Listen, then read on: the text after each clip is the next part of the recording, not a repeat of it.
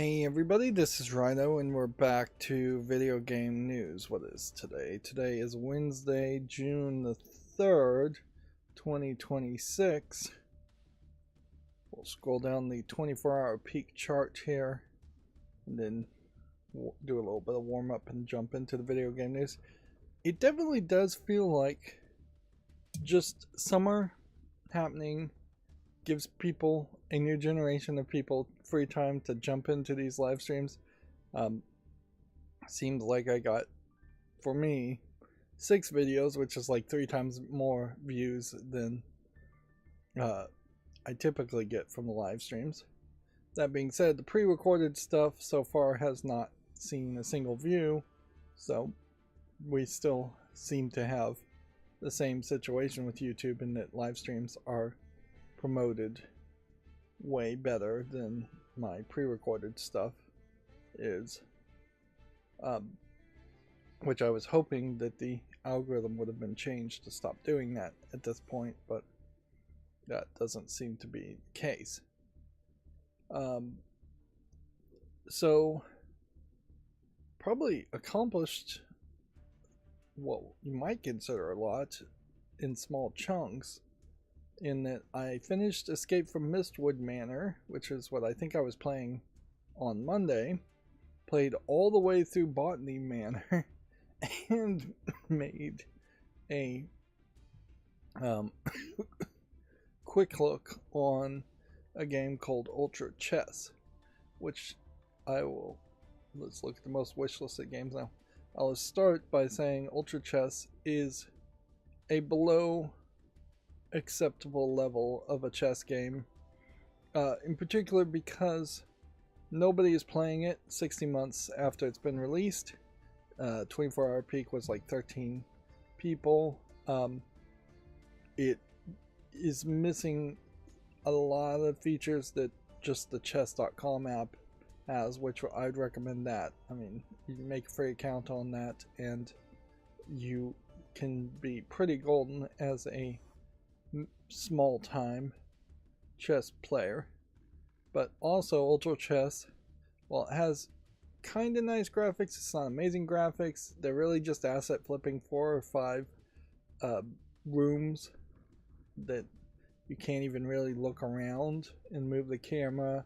One of the chess sets pieces are so tall that the default camera angle, and I could not get a good camera angle on it, made it impossible to really even see the pawns because the kings and queens in front of them were so tall, and you couldn't really move the camera around to zoom in and look at those chess pieces, which would have been nice. There's no 3D model viewer. The worst thing is there is no music control.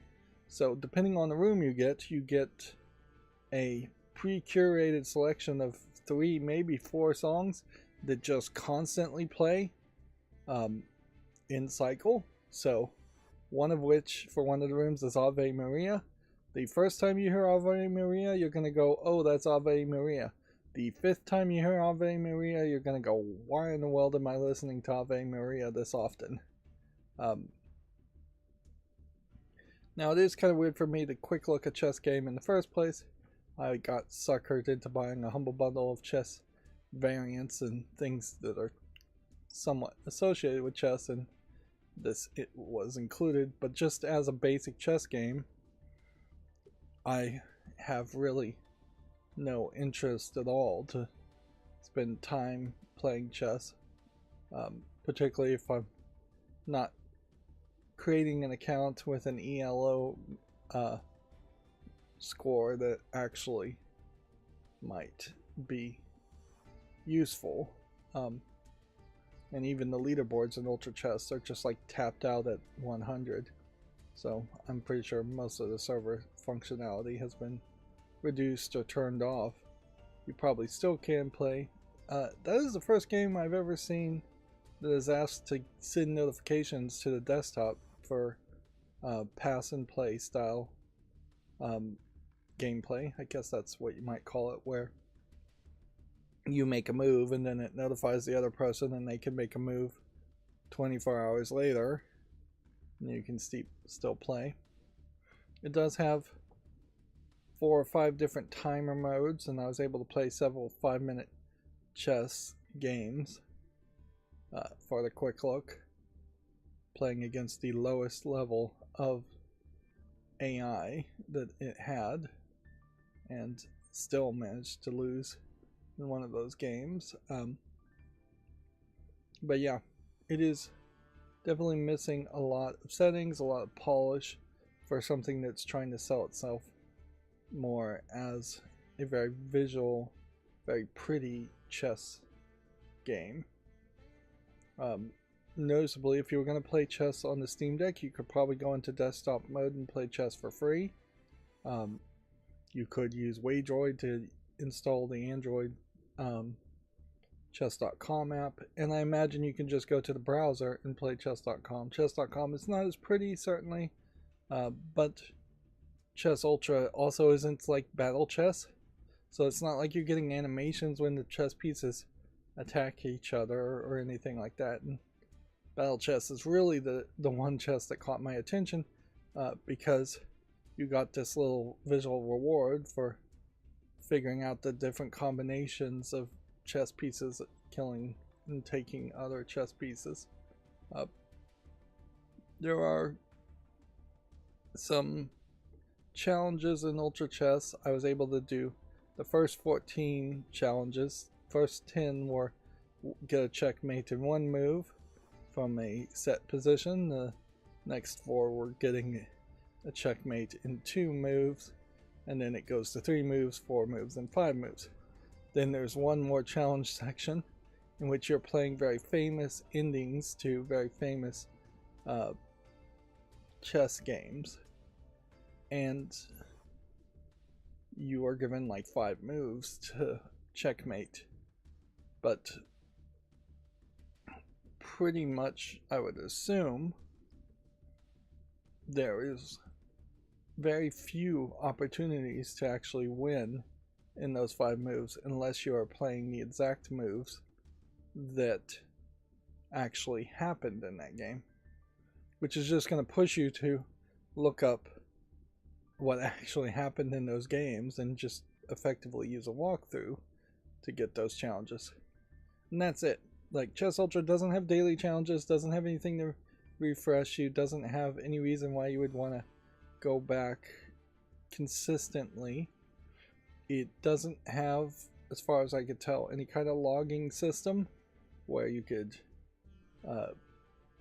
pull up just a text file of the moves. Once the game is over, it looks like you can rewind the steps and look at the events in the game itself, but that's about it. So yeah, I was thoroughly unimpressed, and what I'm thinking I'm going to do, as I'm just trying to get away from puzzle games, there aren't that many puzzle games left that are like Botany Manor, or even 3D escape room games that are really good. Escape Academy is like one of the few left, and a lot of them are like co-op, so there's a problem there. But yeah, there also seem to be just habitually, for the genre, overpriced. Botany Manor was probably 7 hours. I probably paid $12, maybe even $13 for it, so you're paying quite a bit. If I jump in and talk about Botany Manor for a second, it by default put me in high settings, and I put it on very high video settings, and that made it a little clunky in a couple places, but it still ran. Honestly, I should probably just learn to trust its decision making there. Botany Manor was also the first game to ever detect my monitor and try and do 2 1080p screens on top of each other instead of just one 1080p screen. An ultra tall setup might be a way of describing it. But yeah, the game itself has you taking finding seeds. I guess that's the first gameplay mechanic. There's 12 of them. You have to find a seed, then you have to find a whole bunch of clues as to tell you how to turn the seed from a seed to a sapling, or from a sapling to a plant. Actually, there's probably only a couple plants where you have to turn the seed to a sapling, and it's pretty easy to turn all the other seeds to saplings, and then it's just taking the saplings into a full flowering plant. That's the puzzle that needs all the clues. Yeah. And so you do that 12 times. The weirdness around Botany Manor, and it feels extremely weird and just kind of shoved into the game, is the story. And I would, having now slept on it for 12 hours, easily have preferred they cut all of the story and it was just a mystery puzzle world like The Witness, to add even another 4 flowers, or even 3 flowers, because I would have preferred to actually have something to play the game and make the fun part last longer. The story is crazy. You're in England in, I think, 1890, sometime about that. You are a 50-year-old woman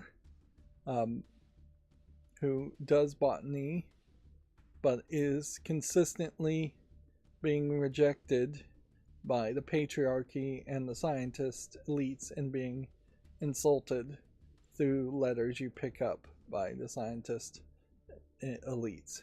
And so you're playing this game about making flowers, and it's this cool, cozy game. And then you're just getting this story of the patriarchy, which sounds very true, but doesn't have any hope of resolving in any happy way. And you're playing as a 50-year-old woman, which that's rather old to have somebody walking around who never got married, it seems, and has a 50-year-old or older sister who we never see, but we see a lot of letters from her. And yeah, when I started to see letters from the 50-year-old sister, I half expected that at some point in the game we were going to unlock a room and it was going to be a parlor, and inside that parlor was going to be a casket with your sister who had passed away. And so the whole flower thing would have just been a mental distraction as you're working your way towards a funeral viewing. But no, that doesn't happen. Instead, it goes much heavier into the patriarchy and you just being rejected, and you just being probably a first wave feminist of the time, and persevering in a time of very little hope. But yeah, very little of that has anything to do with the actual puzzles, and the puzzles don't really connect to it. It definitely feels like they just wanted to tell a tale, and it's too realistic a tale, too true of a tale for a world that's so fantastical. I mean, the very first plant you make is a fan plant that blows away smog and clears the area so you can go even further, which is probably pretty easy to not realize that the reason why all the plants are in such poor shape in Botany Manor is that pollution and smog had rolled in and killed your Botany Manor's mini gardens. I wish the house was a little bit bigger too, to accommodate a few more puzzles. Yeah, definitely feels like you could make a sequel, but I don't think sequels to puzzle games really make a lot of sense. Yeah. And there's really no control in this story. Like, when you get to the ending, you have to do something to get to the credits, and doing that something is metaphorical of agreeing with the first wave feminism feeling, and with the writer of the story's feelings. Unlike Myst, where you have the red pages and the blue pages, and you can choose the blue ending or the red ending or the other endings, and each of those endings is you making a decision and putting the player in control. Of course, it also would be fairly weird if you were pro-patriarchy of 1890 and you were really of the feeling that women shouldn't be allowed to attend college or be published as authors or scientists or interact in science.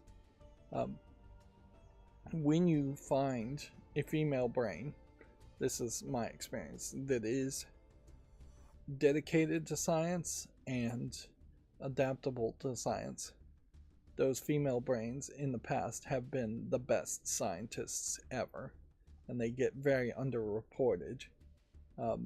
But it is true, from my perception, that science is just hard for everybody, and in modern times, females often have a lot easier paths they can take. So there is a lot of female brains that are not accommodated to science and won't persevere. Science in particular, just very generically speaking, takes a lot of foundational work and a lot of struggle to understand the basics before it gets to be it's really fun, for lack of a better term. And yeah, there's a imbalance almost certainly by the number of men who are in science versus women. A big part of that isn't just even the Western world, and a big part of that also is certainly the military connections to science, in that if you are going to college on a GI Bill, you might become a engineer of some sort in the military, which will be more science adjacent, and get that leg up as far as a cheaper education, free education, or a specialized military education. But yeah, there's still plenty of sexism in the United States Army too. But it's very weird to be talking about any of those things when you're playing a puzzle game. Yeah, it was a pretty big distraction as it became more and more obvious that this is what the story was about. And you are forced to engage in that story because it's all pieces of paper. So you pick up a piece of paper and it will either be a clue to how to solve the puzzle, or it will be more backstory narrative of your character's life, which you won't know that until you fully read everything. So speaking of sexism, which I am assuming a lot of critics of the new trailer for this God of War sequel game are going to be accused of. I saw the trailer. Honestly, I kind of feel like I even said this before the trailer came out, and when it was just rumors that it was going to be a female protagonist taking over the God of War series. I think even at that point I said it's very unlikely to ever make sense to me that anybody besides Kratos is the protagonist in the God of War. I don't think the boy Atreus really would have worked either. I could see maybe a different God of War. Like if it was Ares was the new God of War you played as, I could see maybe that concept being more digestible. Maybe even if you had a different God of War from a different god pantheon, that might make some sense. If there was like a Chinese God of War, particularly if it was, I guess, a Chinese God of War. I'm not sure who would be the God of War of Chinese pantheons, but you could then set the game in just like a different area, different time frame,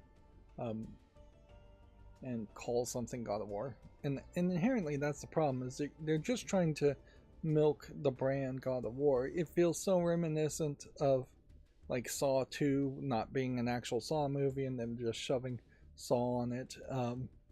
Hellraiser 5 through 7, I think, or 9 or 10, however many Hellraiser movies came out before the Hulu reboot were all not really Hellraiser movies, and they just slapped Hellraiser into it to keep the title and milk the title. It's a thing certainly that bad movie production companies do, is just abuse a series name and drag it through the mud because they know it will sell a little bit better. And that's certainly this new God of War Le Fay, or whatever it's called, feeling here, is that in looking at the trailer, it looked very much reminiscent to Heavenly Sword, more than what I'm thinking of God of War. Of course, what I'm thinking of God of War is probably closer to the original God of War games than the remakes, because the remakes of the God of War games themselves already had changed quite a bit. So having not actually played those games, and probably never going to get around to them now that Sony's not putting games out on PC, it very possibly is that the new God of War reboots are similar to this Le Fay game, but I still think it's fairly different. Having a lady who's jumping up in the air and doing a whole bunch of spinnings when Kratos really couldn't even jump to climb things, and Kratos definitely looked like he was more of a powerhouse on the ground type fighter, and this is a completely different fight style with magical sword and magical gelatinous cube in this afterlife for gods realm that seems to be totally fantastical and weird, with weird demons, creatures, that none of it makes any sense. I think people are maybe speculating that it's Mongolian mythos that they're covering. And the big thing that really hit me, as this doesn't just feel like an actual God of War game and shouldn't be called a God of War game, was the after the trailer plays, the very first sentence that is spoken is "Welcome to the next core game in the series." So they're not calling it a spin-off at all. They're saying this is the core game of the series. This is the direction the series is going in the future. I don't know why you call it God of War at that point. Like, and in fairness, I guess they are trying to more call it Lorelei, or Lorelei, or Laura Faye, or whatever the name is. But they are being forced probably to smack God of War on it. But yeah, if it was a spin-off game, I probably would have been had a lot of different feelings on it. That being said, I haven't played practically, I don't think I've played any of the God of War games, so I may not very well be the audience. And this is perhaps more of an argument against just selling out in general. If we flipped everything, I think I have been fairly consistent in saying that I'm hoping the new reboot of Tomb Raider takes very little from the previous trilogy of Tomb Raider and goes back to the original games, the same feeling is exactly true for God of War. I would have hoped that the newest God of War game was going to reach back into being a soft reboot of the Greek pantheon gods that were being killed by God of War and Kratos, and that it would be more box pushing and puzzling stuff and less RPG stuff, which probably was never going to happen. But yeah, I was also hoping that God of War would have more of a feel of those games. Now they are allegedly re-releasing the remasters of those original games, which that's nice and all, but if you re-release remasters of those games and then are consistently solidifying yourself on a path to never make games that are anywhere close to that again, then you are just kind of milking the nostalgia of the previous generation of fans of God of War. And yeah, the hope is that the next Tomb Raider game feels a lot closer to the original Tomb Raider games and a lot less of bow and arrow shooting and getting brutalized in death sequences like it was in the reboot of Tomb Raider. So yeah, personally, I will say I don't think this is just, oh, I hate it because it's a woman, as far as the new God of War game. But certainly people are going to be accused of that. I think I would have hated it if it was anyone other than Kratos.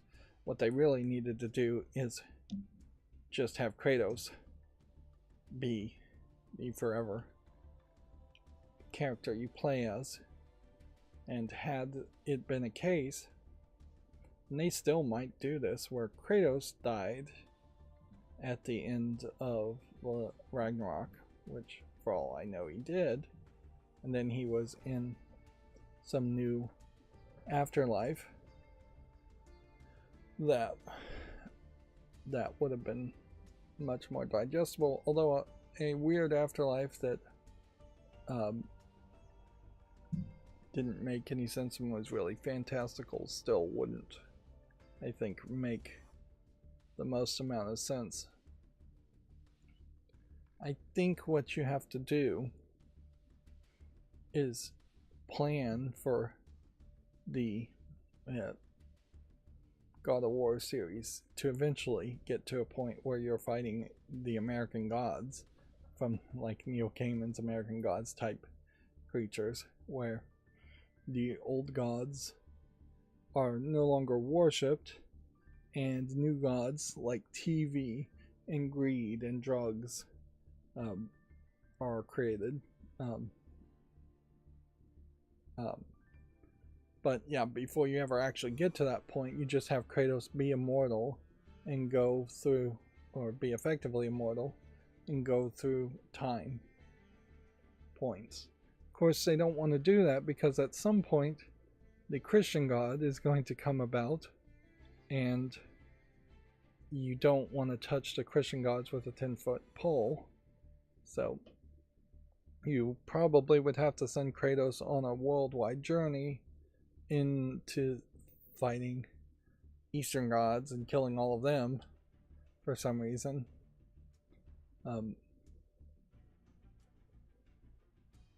Or you just do a soft reboot, which makes a lot more sense, or a hard reboot. I think it would probably be best storyline wise to say Ragnarok is the end of Kratos' story. We'll do a hard reboot and we'll retell the beginning of Kratos' story, and we'll just remake a whole bunch of games in the middle, and by the time they get back around to Ragnarok, they could remake Ragnarok, and a decade plus would have passed, and that would give them more time to think about something else. It would be kind of funny if God of War went to Christian mythology and you just have the Judeo-Christian God, I don't know, telling Kratos to fight on his side, or Jesus shows up and tells him to fight on his side. Yeah, that would be interesting, but people would probably be pissed about that if that happened. I'm still playing Pokemon TCG Pocket. Nothing really new to speak of there, just still struggling. The Yu-Gi-Oh! Master Duel card decoder event seems to have stopped. And I'm still playing Memento Mori, and nothing really new to say there either. Yesterday, I accomplished a lot by making a lot of YouTube videos, and with the macro seemingly working fairly well, then I think I'll be able to schedule more videos on the weekend. It does definitely feel like summer is going to be the new season start point, or the new year start point for my channel, where I'm going to June 1st always trying to have content ready to go. If I fall behind and don't have anything scheduled before then, it seems like less of a loss. Of course, this is also the point where I'm starting to literally and figuratively sweat bullets in the summer, as far as my air conditioner running really long and using way too much electricity.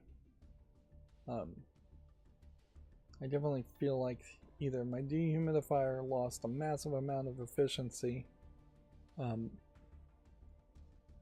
very quickly, and maybe that is the case. Maybe just maintaining a low amount of humidity takes a lot more energy, which, yeah, I think exactly it works that way. It takes a lot more energy to take moisture out of a 35% humid room than it does a 60% humid room. But yeah, I'm wondering if my air conditioner also just loses a lot of efficiency as it gets hotter outside to cool, which is just about all my air conditioner can really do. So I need to do some more tests, and desperately I'm trying to reduce the amount of electricity used, because that's way too much. Going from trying to average 33 and struggling to average 33 kilowatt hours a day to 56 kilowatt hours is a shocking change. But yeah, even though I made a lot of footage, it also still kind of feels like I'm not accomplishing that much otherwise, because when I get into the hardcore point of interesting, hardware survey data is not available. They must be updating it at the moment. Yeah, maybe they're not going to publish hardware survey data again. I doubt it, but yeah, it does still kind of suck when you're not accomplishing everything you want to accomplish. As far as cleaning and decluttering, I'm still doing a little bit of that, but not as much as I would like. I am getting more ambitious to do something physical, which then probably is going to have me be sick again as soon as I do something physical. What is that? Well, that is weird. Never heard that. I was getting a buzz in my headphones. Maybe my phone? I don't have one of those Apple phones that does that, but my phone was in a weirder spot, so. Oh yeah, it's worth mentioning too that Publishers Clearinghouse, since it's been bought out, has drastically reduced the ways in which you can enter for free. It's basically for the big giveaways, you have to mail in an entry um, via actual mail, not email, and not online, which feels like something that should be illegal. Or you have to pay for a subscription fee to get entries. They really want people paying. And then there are some smaller watch and win things where you have to watch an ad to get entries to win considerably less, even if you did win. And that's basically the only free thing. They've gotten rid of a ton of the lotto. The lotto cards are completely gone, and a ton of other systems that Publishers Clearinghouse used to have. Although, frankly, most of those things were just time wasters and made it feel like you might have a more chance of winning, when in reality it was just padding out the number of entrances to the same giveaways. So there would be 20 different ways to get entries on the same giveaway, which would just then reduce your odds of actually winning. So they definitely made it feel like a lot more people had a chance of winning, and a lot more people were winning than they did in the old Publishers Clearinghouse. But like the $1 million giveaways, I'm not sure those even are existing under the new ownership. Yeah. Which that kind of sucks. And because I was always hoping, didn't really think it would ever happen, to win one of those. I'm sure plenty of people were. Anyways, after spending 100 hours of actually playing Blueprints, then coming back to Resident Evil 2 and finishing the second playthrough on that, which it was a miracle I was able to do that, then playing this awful asset flip game, The Gallery, I then wanted to play Escape from Mistwood Manor, which it's not worth it to get the 6 remaining achievements. And this was a slightly cheaper puzzle game, for which I beat in probably about 6 hours. And then I got a slightly more expensive Botany Manor game, which I beat in probably 9 hours. So yeah, you're paying quite a premium for puzzle games. This one, I was close enough to getting all the achievements, although I still needed to look at some of the achievements, such as sending SOS on the telegraph.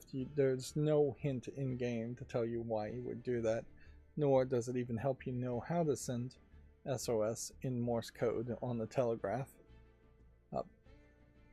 So by having done so many of these puzzle games, and there just not being that many puzzle games left, I then moved over to Chess Ultra, which I already talked about. It says I played for 75 minutes. That's almost exactly on the dot correct. And the achievements around this are moves that you would do in chess for the most part, but then there's also achievements for winning tournaments, which you would just never get because there aren't enough people online playing. Let's see if I actually open Chess Ultra here. The 24-hour peak for this game is 31 people. The all-time peak was only 179. This was never really a game that was embraced. And so very possibly there is another chess game that people are more happy with. This does have VR support, so maybe that would have been popular, but then it has DLC for other chess pieces that are really overpriced.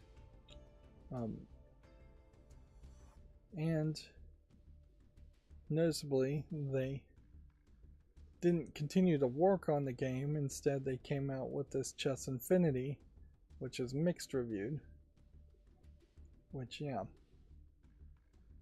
looks like it is just the same as Chess Ultra with different locations.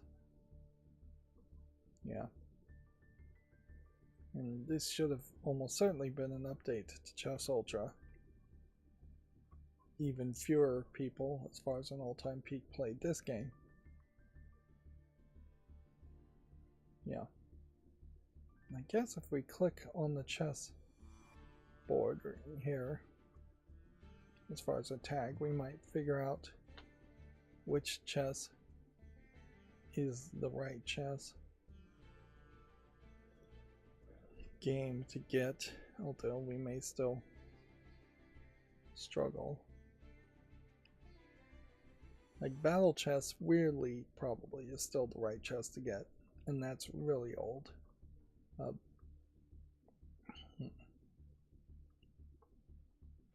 And then most of these chess games definitely seem like they have variants to chess on them, or are part chess and something else.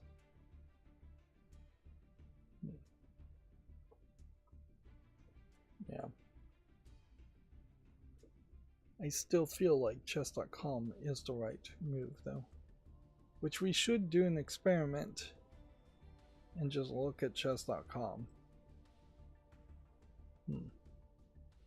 Yeah, that Humble Bundle really suckered me to buy a bunch of chess games that probably will never play other than doing quick looks on them. I don't think this is chess as far as this one game updating like crazy.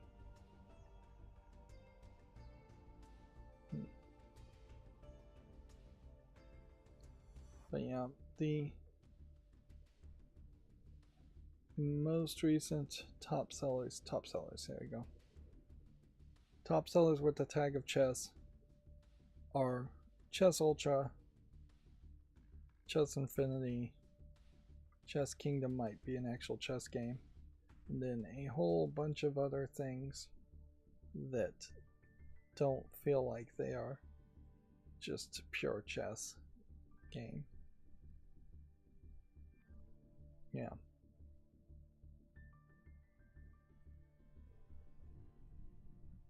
So let's see, chess.com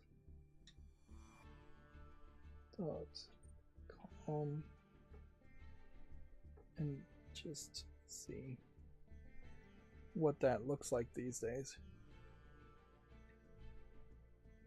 So yeah, you don't get the pretty graphics on chess.com, but you do get a mobile app on chess.com. You do get a, I think, fairly lively audience, 250 million players, they claim. You get lessons, you get a whole bunch of bots that have faces associated with them. And yeah, App Store and Google Play, which that really is the way to play. You get all kinds of puzzles.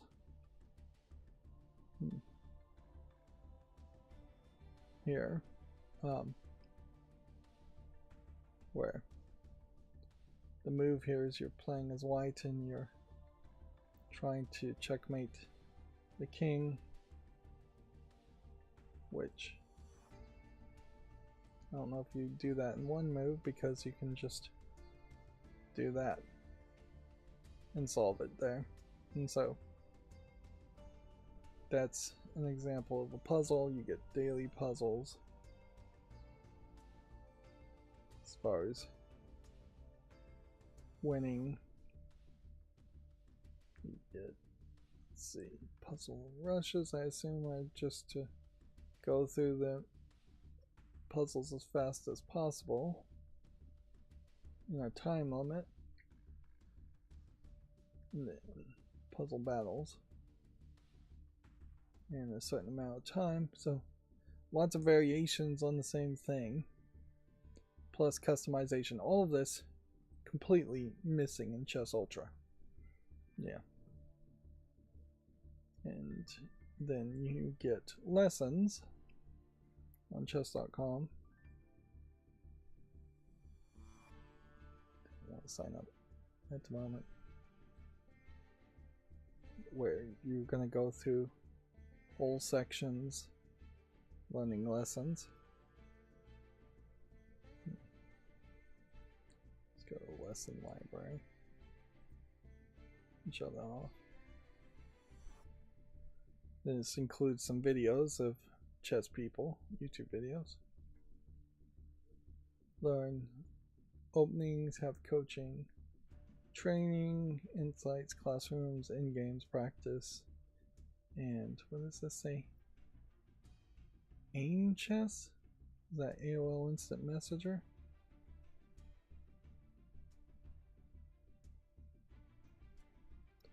Well, that doesn't seem like that's opening anything.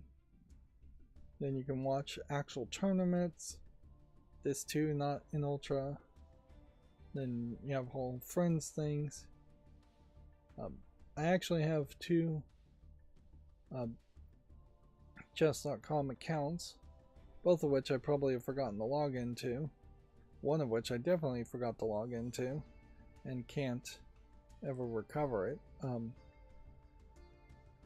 I tried to contact somebody to recover that account, and that is perhaps the one thing that chess.com sucks at, is recovering old accounts.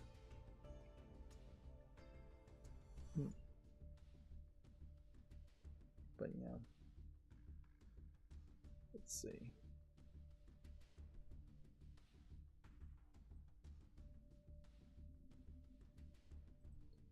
Let's see if I can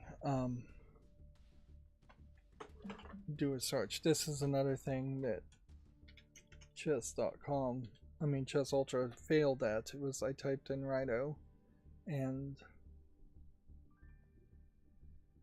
then didn't get a result at all.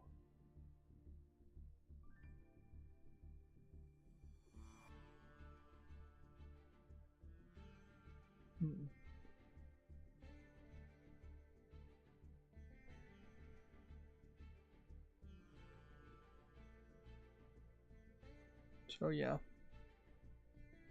I'm pretty sure that is my account there from 2011.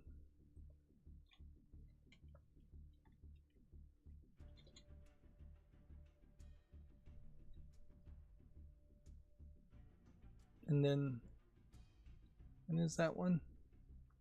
2024. That's a newer account of mine, and I'm absolutely certain of that too. Of course, this is all stuff I should, yeah, I should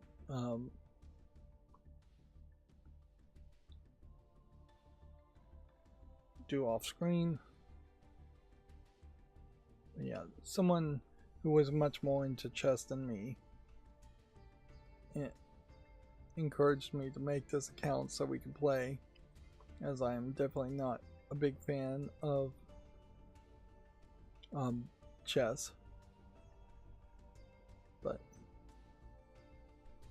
I played for a while, enough to know that this almost certainly is the right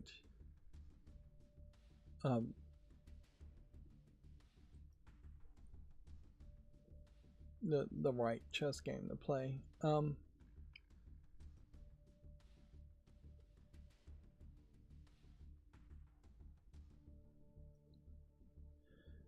See, the thing here I'm trying to see is if there's a ELO score that this gives you.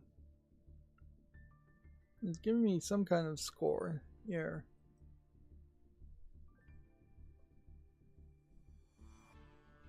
But I don't know if it actually is an ELO score or if it's its own thing.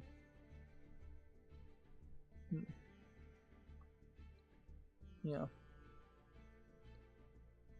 Active players in the last 90 days doesn't include this person. 92% percentile.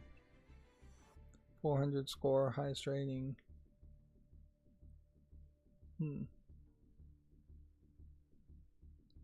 So yeah, this 1134 Sounds like that probably is the ELO score, but they're not saying ELO, so that might be a different measuring system, but that does seem to be in the right range. And 1134 I think is actually below the 1200 you start off as a brand new player, which would make a lot of sense considering how it looks like I lost quite a bit to my friend.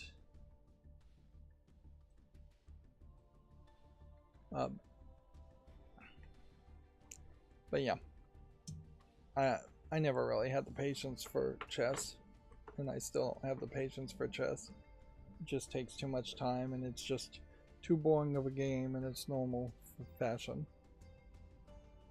But I would recommend anybody who is a fan of chess to go to chess.com and use the mobile apps and take advantage of that.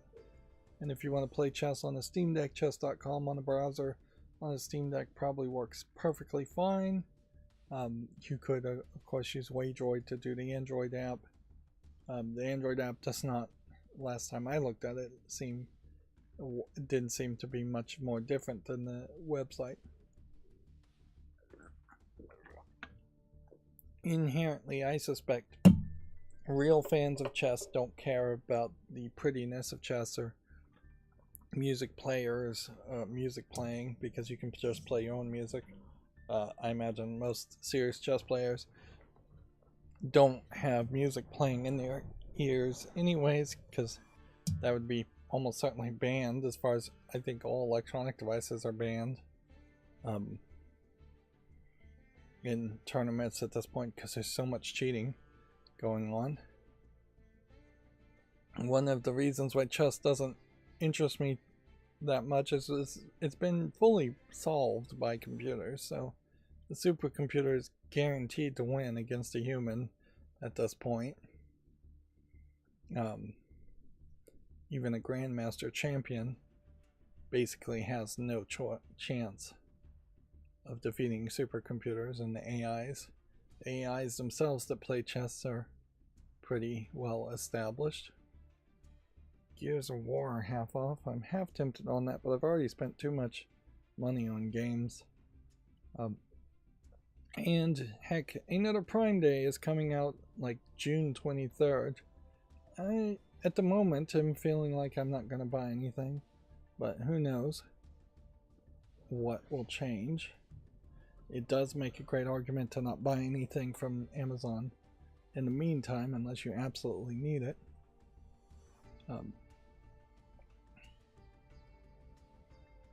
But yeah, I uncertainly am gonna look at a few more chess games just to get them off my list of games to go back and check, and then I'm gonna have to really start digging to figure out what's the next big game I want to play. I still kind of have a feeling like I'd like to play a puzzle game, but that's not really gonna work out.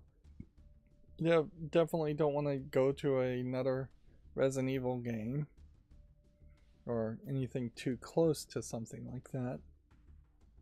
So, feel like I need to delve deep and go into the back catalog and play some games that maybe I'm not super hyped about playing, but just have wanted to play in the past. We still haven't seen any refurbs in a very long time for the Steam Deck.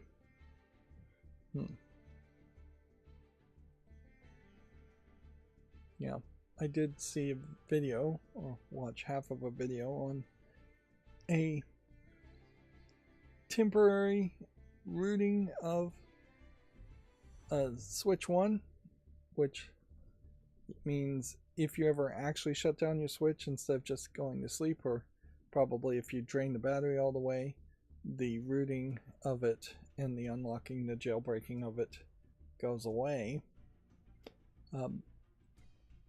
So it's not really writing any new firmware. And yeah, with the massive increase in price,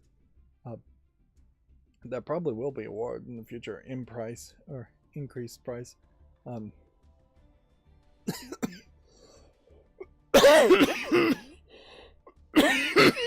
Excuse me.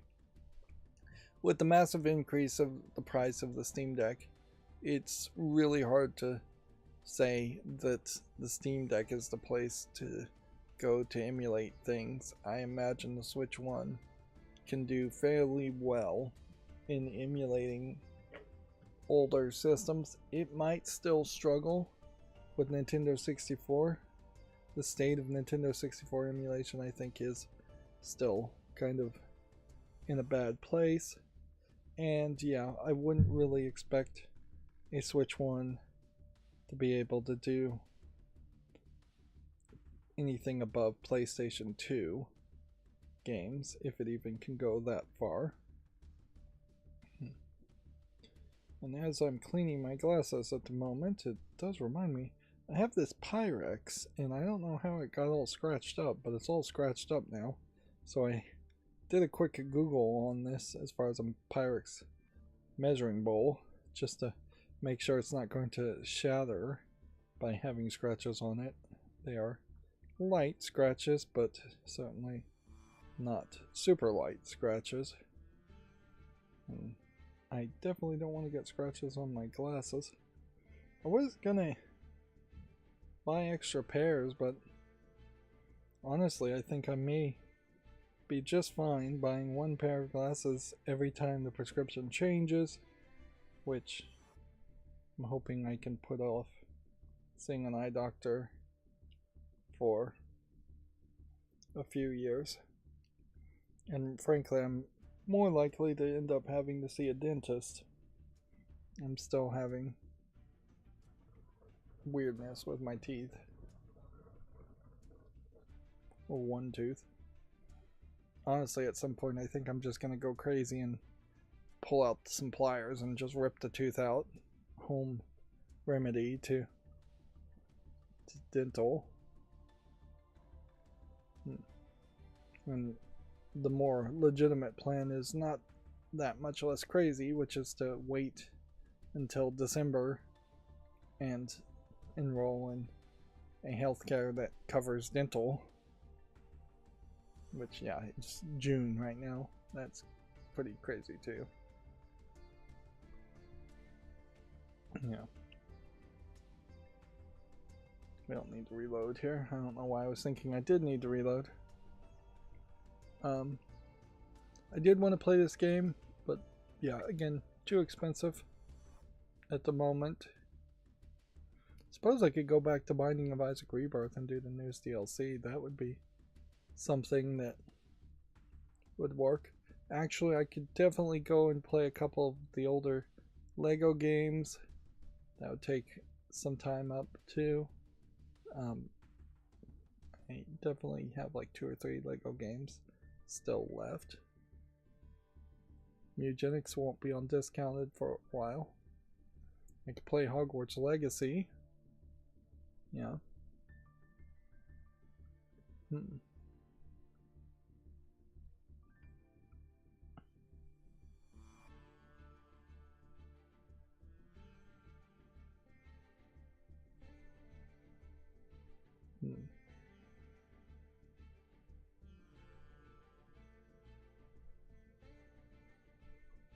Let's see.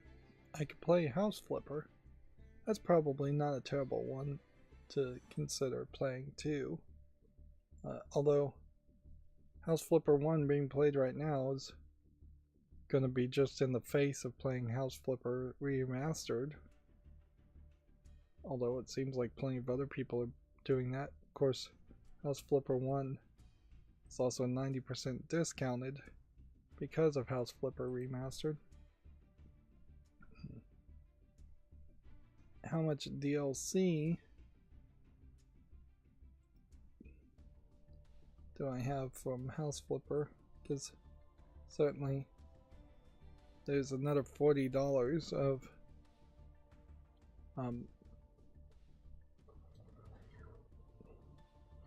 DLC you could potentially buy. And some of this DLC is bundled, but it's still $40. And this whole franchise bundle is a whole bunch. And then building flipper, I mean, is it really flipping at that point if you're building a building from scratch? I don't think that's what flipping means. At a certain point, if you were saying you're a building flipper, what you're really just saying is that you're a worse than average construction crew, which saying worse than average construction crew is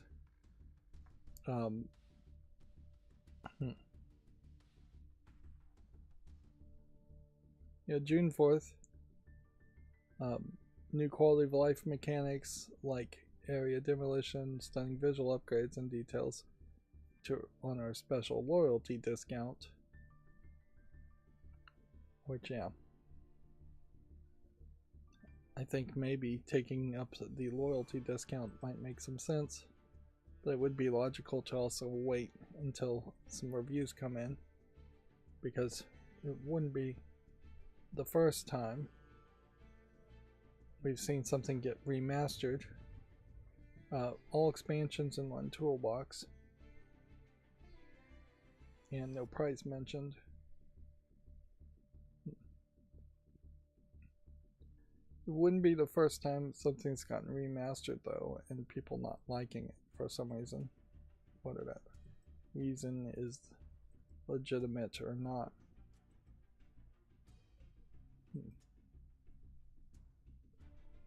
So yeah, gonna keep that tab open. Okay, I want to mention that even though I do plan on getting rid of my UI Vision macros to open up the news sources in the future, it took me only maybe 10 minutes to change those macros to work the way I want the future macros to work. So I added a bit of code where all this is a loop that checks the time, waits 1 second. If the time is past 10 a.m. For that day, then it continues the rest of the macro and opens up the news sources. This way, now I can start the macro the night before and not have it run immediately, at which point news stories may not have been published yet.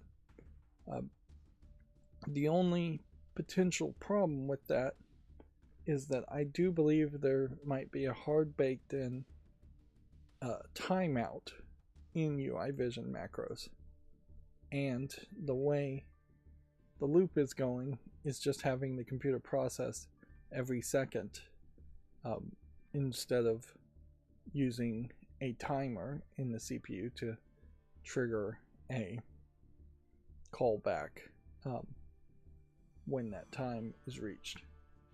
The basic JavaScript of setting a timeout as a function does not exist in UI Vision, so it's probably more processor intensive. But the overall timeout would be the real concern, is that I would start the macro the night before, and then the macro would crash, or worst case scenario, the macro would self-terminate, not really crash, because it hit the timeout halfway through the process, saving some progress as being done, while saving other progress is not saving other progress is being done, making running it a second time awkward, to say the least, as you'll get a whole bunch of duplicate things. Unfortunately, that is about the level of progress that I seem to be able to make as far as programming these days. Is if I have like one function or one idea, I can sit in front of the computer and look at it for an hour or two to do that one thing. But I am definitely not into the mentality at the moment of the hardcore programming mode, in which you would sit in front of the computer for 8 hours programming a lot of stuff. But yeah, every now and then, an hour or two is still making a little bit of progress, and that seems to be just the ADHD way in my life. has to run these days, is you do one thing and then don't get back to it for weeks or months. And it really sucks because it does, even to me, feel like I'm just a goofball that's never accomplishes anything, but things do get accomplished. It's just not anywhere as much as I'd like. Anyways, that doesn't have too much to do with video game news, so let's go to the Video Games Chronicle headlines now.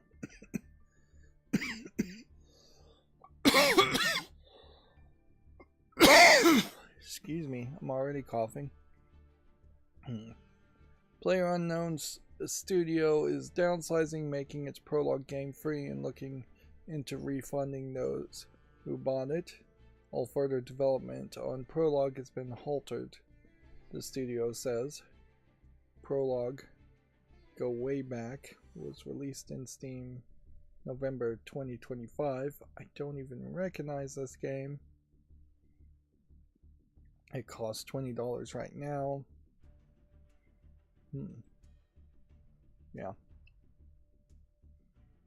So yeah, another failed attempt from a game developer, which happens ever so often. PlayerUnknown's Battlegrounds got talked about a lot, but I'm not sure that a ton of people really are still playing it. I'm not sure a ton of people ever were actually playing it. It may have just been the place where a lot of bots were allowed.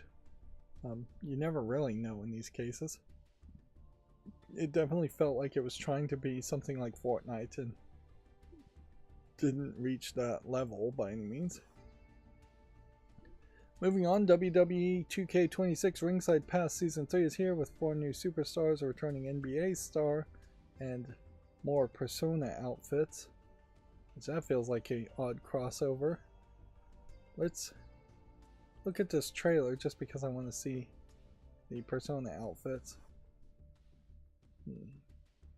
Don't know who Brian Pullman is. Don't know who Matt Cardia is. Maybe I've heard of Terry Wilson. Don't know who La Parka is.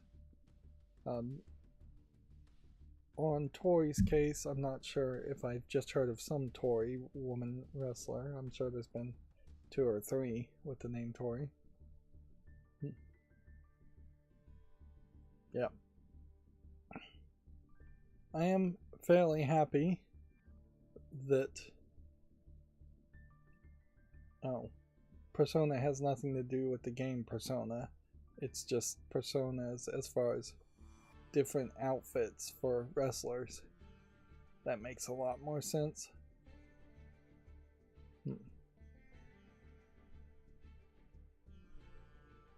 Yeah.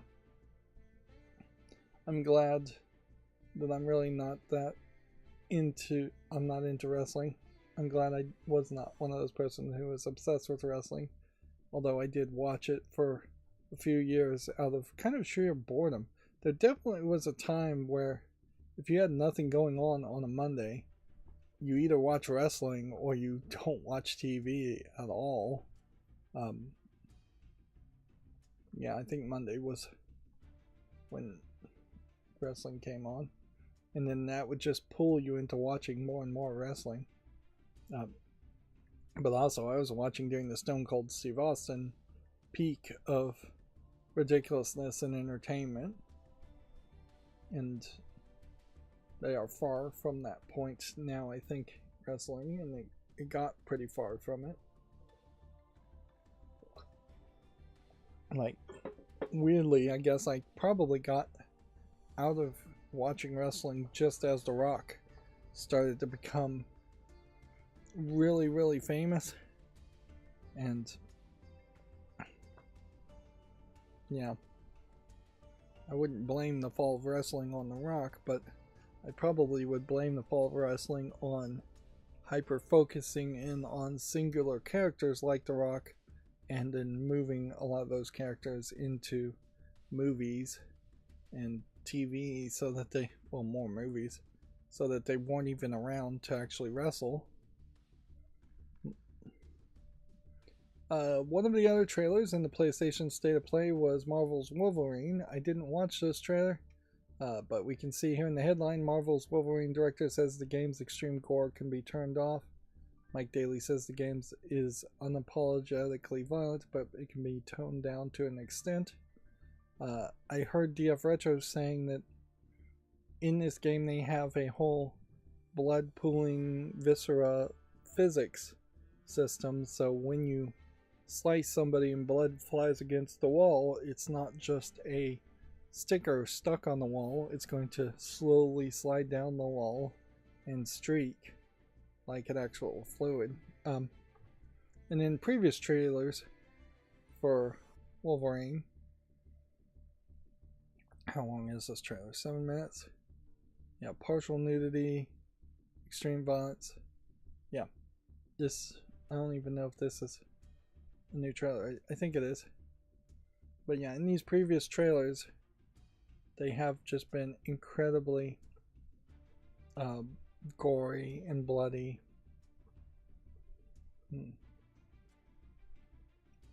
Yeah. He's really hairy too on his arms here.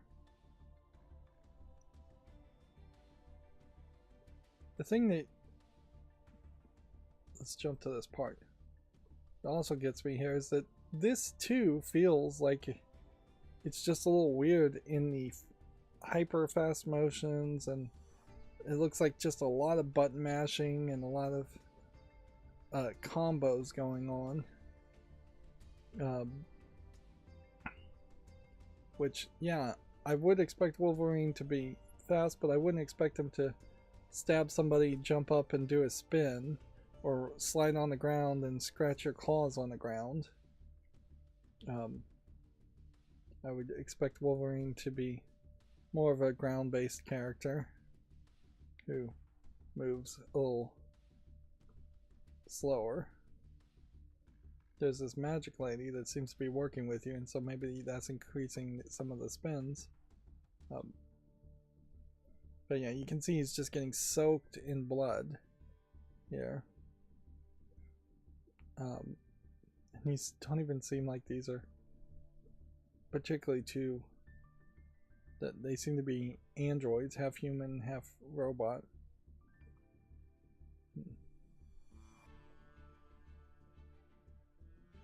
Yeah. Then motorcycle sequence. Which, okay, that's fine. I don't really care about the motorcycle sequence. Yeah, with Wolverine, in my mind, it's not a problem of Wolverine not feeling like Wolverine. It's a problem where Wolverine just doesn't really mean anything to me in my mind. The Wolverine that I have nostalgia for, if I have any nostalgia for it, which I barely do, would probably be the Wolverine from the cartoons. And the cartoons are going to be less violent, certainly, than this game. The comics are going to be slightly less violent, even if they are somewhat gory and bloody. In a single panel, there's going to be so few panels anyways that you're not really going to be able to go in any other direction to make it more violent. Yeah, I just don't think a Wolverine video game actually makes any sense in contrast to, say, Spider-Man video games, where that does make a lot of sense. And I suppose what should have happened here is there should have just been a lot more X-Men games, not individual X-Men, but just a group of X-Men games coming out to set the foundation that there will always be these X-Men comic book characters in general games. But yeah, we don't really have that. And you do get into the Superman problem, and that Wolverine is practically invulnerable to everything, so him playing as him is going to mean you're not going to be particularly challenged. But yeah. I think a softer Fantastic Four game should have come out before this game came out. I think a softer X-Men game in general should have come out before this came out. Maybe there should have been a Scooby-Doo game or two. Scooby-Doo comics do kind of exist and are in that feel. We're talking X-Men, so we're talking Marvel at this point. Captain America games should have come out. Black Panther games should have come out. And I'm sure some of those games did come out, but they didn't hit well. Wolverine, I think you keep in your back pocket until you have a real foundation of Marvel games just consistently being good and coming out fairly frequently. And then eventually you make like a Deadpool video game too, which I half wonder if this was supposed to be a Deadpool game at some point and they decided to tone it down and make a Wolverine game. The state of Marvel movies at the time doesn't feel particularly good either.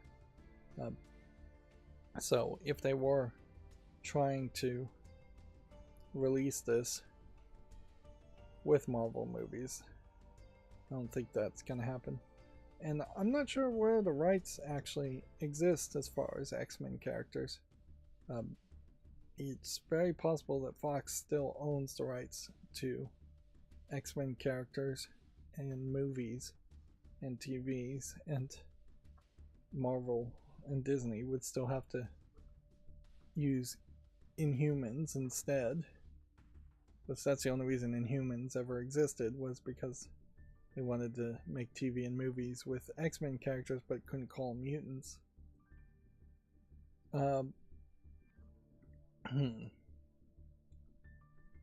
Moving on, this is interesting. There is a push, certainly with the Michael Jackson estate, to revitalize Michael Jackson and his history and rewrite his history. Create a permanent deity-like parasocial relationship between the fans of Michael Jackson and create a new generation of fans of Michael Jackson who are not going to be bothered by any of the weirdness that was accused on him or that he perpetrated himself. But yeah, apparently Michael Jackson nearly made a game called Dark Rim with Enter the Matrix Studio Shiny Entertainment. I'm sure he probably was in communication for projects like this every now and then. There is really old, I believe, Super NES Michael Jackson games that are credited exclusively to Michael Jackson, as if he programmed the whole game and everything like that would be a lot older. But yeah, one of the things about Michael Jackson is in the back end, he wasn't bad about getting into projects. Buying the Beatles catalog, for instance, very smart move on his part, and there is a lot of speculation that him buying the Beatles catalog pissed off the music industry, and thus a lot of the accusations against him were straight up lies from the music industry, trying to discredit him and have him, I guess, lose enough money that he would have to sell the Beatles albums. And he bought, I think, a lot of other albums. I don't think he got the Prince catalog, but yeah, fairly shrewd in other business ventures on top of just music, and fairly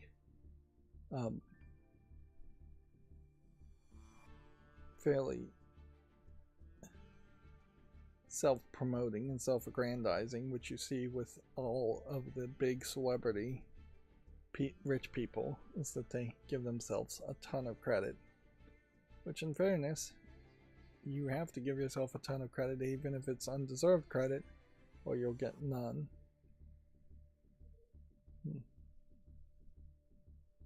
Yeah.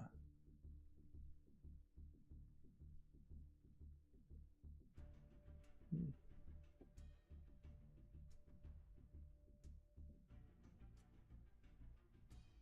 Hmm.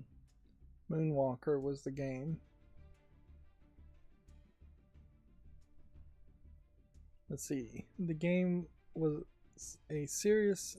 The idea was going to be a serious cinematic third person action adventure game where Jackson would not be the main character but would instead offer original music, imagination, and access to worlds of film and celebrity for his unique sense of wonder. Interesting. So the idea really was to have Michael Jackson step back and only be involved in the project instead of being the center of the project. But yeah, Michael Jackson being a stunted man child, I think that's fair to describe him, was a big fan of video games of the time. Who wouldn't be? So he worked with Sega on the Moonwalker games and the Sonic 3 soundtrack.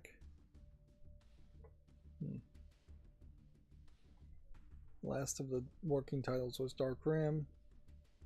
In fairness, it is also worth remembering that David Bowie was involved with the game too, so it was somewhat understandable that big celebrity, very popular musicians were trying to spread out of the music industry, which was doing them very badly financially, and into the new form of art expression at the time, which would have been video games.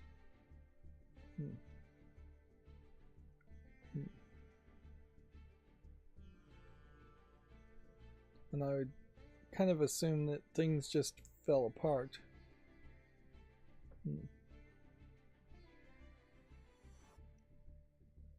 Yeah, this Martin Bashir's living with Michael Jackson's and all of the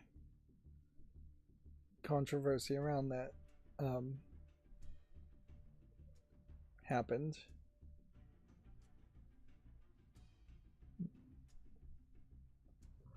And so the project fell apart at that point.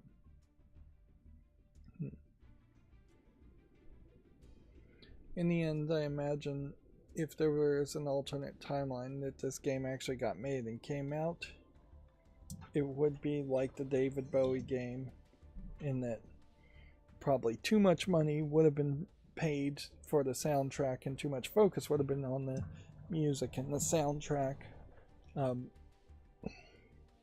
and not enough on the rest of the game, so it would just be this nice historical blip and nothing more. Now, weirdly, David Bowie and Michael Jackson not really interested in just doing a pure music game, which, yeah, had the timelines been different and the timing been different, I definitely think there would have been a Guitar Hero slash rock band. It probably would have had to been a rock band like SingStar game with just Michael Jackson's discography as its own separate thing, and probably not as DLC. Same would have been true with David Bowie, so that if he had lived longer and the timeline had changed, there almost certainly would have been a rock band slash SingStar type game, just centered around the music. Yeah. And as for now, Michael Jackson is just his music, and everything else can just fall away to the annals of history because it just doesn't really matter. The movie that is out now from the Jackson estate is promoting a cousin who I think played a young version of Michael Jackson in the movie. And yeah, Michael Jackson's kids are unlikely to ever pop up and do anything because I think they're fairly old now. They're just going to enjoy not being in the spotlight. So yeah, they're putting all their hopes in the cousin, but then the cousin, I imagine, is not going to come out with any large number of musics and songs, and music as an industry is pretty dead now. I don't think we're going to see anybody claim to be the next Michael Jackson or the next David Bowie or the next Madonna or anything like that. I think it will be unlikely if we even see big celebrity musicians these days. If we do get a big celebrity musician, there's just as likelihood that they're going to come out of Asia or Europe or Africa or South America than be a Western North American person, although David Bowie was from England. But yeah, I don't expect there to be any major musicians coming out of England either. And by major, I don't mean good. I mean huge celebrity musicians that would be talked about non-stop. Yeah, nowadays those people are politicians that are getting talked about non-stop. Yeah, and when you think about it from that perspective, boy, would I love the good old days when people were just speculating about a weirdo like Michael Jackson versus a weirdo being in politics. Take your pick of any politician there. They're probably a weirdo. Moving on, the acclaimed 10-player co-op platformer Pico Park is being delisted after it was accidentally made permanently free last year. The game's Classic Edition has been free since last October, but will soon be removed. Which, yeah.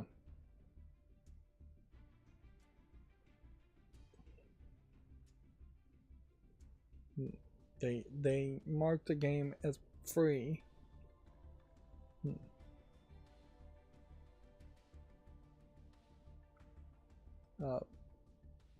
Steam limits how many times developers can make games free, then change them back to paid titles. I thought it was 0 times, though. I didn't think you could do that at all. And there's probably real good reason why it should be 0. But I thought also it was a little bit more different than that, in that there's like one button to say the game is free and one to say it's a paid title, and then there's a third button to say let's have a 100% off discount on the game. And I think this might be one of the few examples where having a publisher who knows what they're doing might actually have been helpful. That being said, I think what happened after the fact was they came out with a new version and they stopped adding any content to the game. Honestly, this game doesn't look that interesting in the first place. With its online co-op ability now, if it's going to be permanently delisted, you're never going to have 10 people playing at the same time anyways.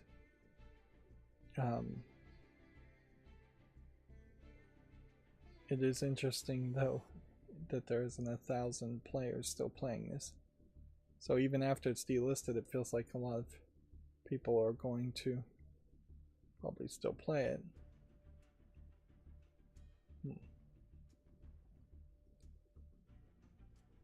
It is only going to generate more ill will, certainly, by delisting it. And I guess they were just hoping that fewer people will complain about it, but I wouldn't be surprised if there's a boycott / review bombs of that game and every other game from that publisher for delisting the game. Like, this is the best example we've seen in decades of a bank error in the consumer's favor, in showing how if big corporations make mistakes and screw up, they still make the consumer suffer eventually. That they aren't just going to take that hit on the chin and move forward. Yeah.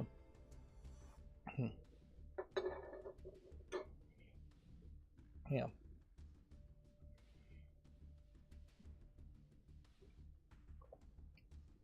The old saying, I guess, is there's no honor amongst thieves, but there's definitely no honor amongst corporations.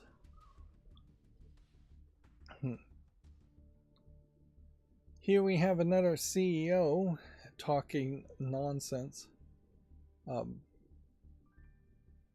as far as saying that the WWE 2K series could be double or triple its size that it is.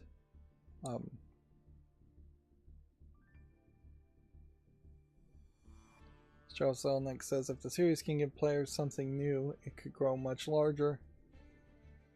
This is one of those examples of a CEO just living in a fantasy versus a reality and having no real plan, as far as I would guess, as to how to reach that fantasy. I would be very shocked to see the WWE 2K series double or triple in the player base size, which is what they're talking about. And they're definitely talking about recurrent consumer spending, which is, we're milking them with microtransactions. No, I don't see how you get 2 or 3 times as many people playing wrestling. I definitely think wrestling is just going to become less and less common and popular, particularly on console games, particularly at high prices. At some point, I wouldn't be surprised if WWE just makes its own mobile game internally and puts all its promotion to a cell phone like mobile game experience that interacts with the streams and gets away from dealing deals with Take-Two altogether.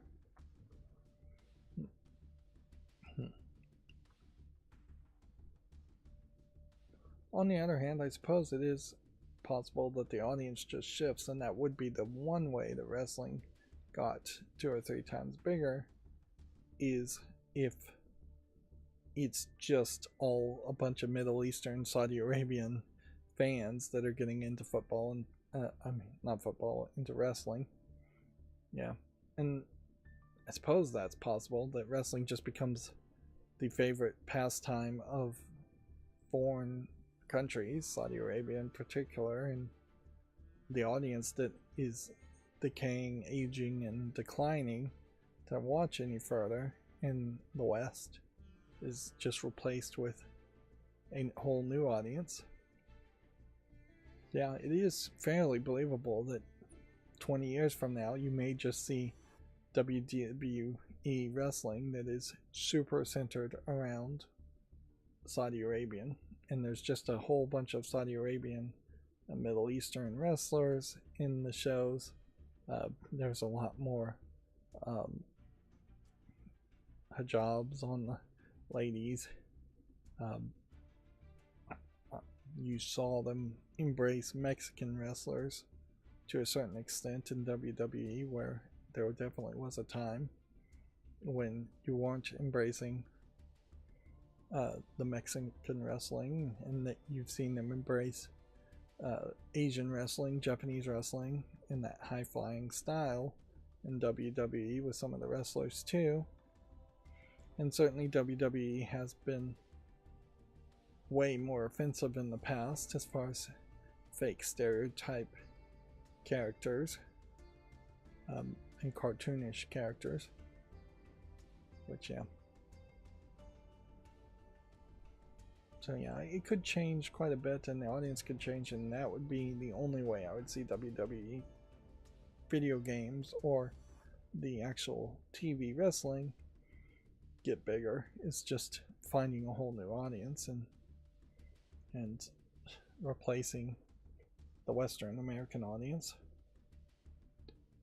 Moving on, there's a video. Here's eFootball Kickoff, Konami's offline spin-off running on the Switch 2. We won't watch that video. So here's the state of play. Here's every announcement at PlayStation's big live stream. More than 20 games were featured at the Sony's latest showcase. So yeah, this is the God of War LaFey, L-A-U-Fey, F-E-Y, LaFey. She's dead. She pretty much seems like she knows she's dead from the beginning.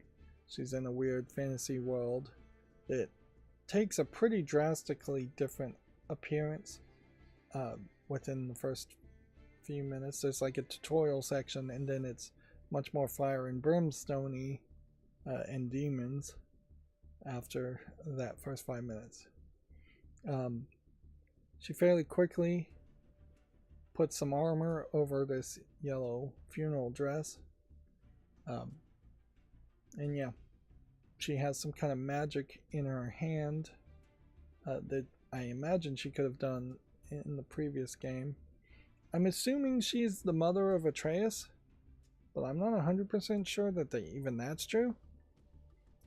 She might be a figurative mother. You can see there's a little bit of magical strands here. She's got a hair tech that obviously Kratos, being bald, doesn't have to really deal with.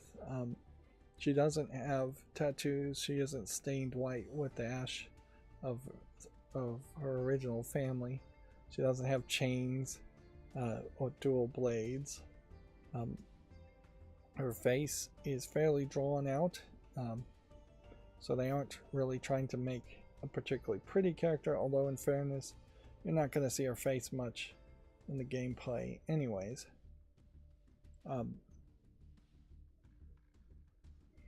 Mostly, I still feel like my complaints are the world.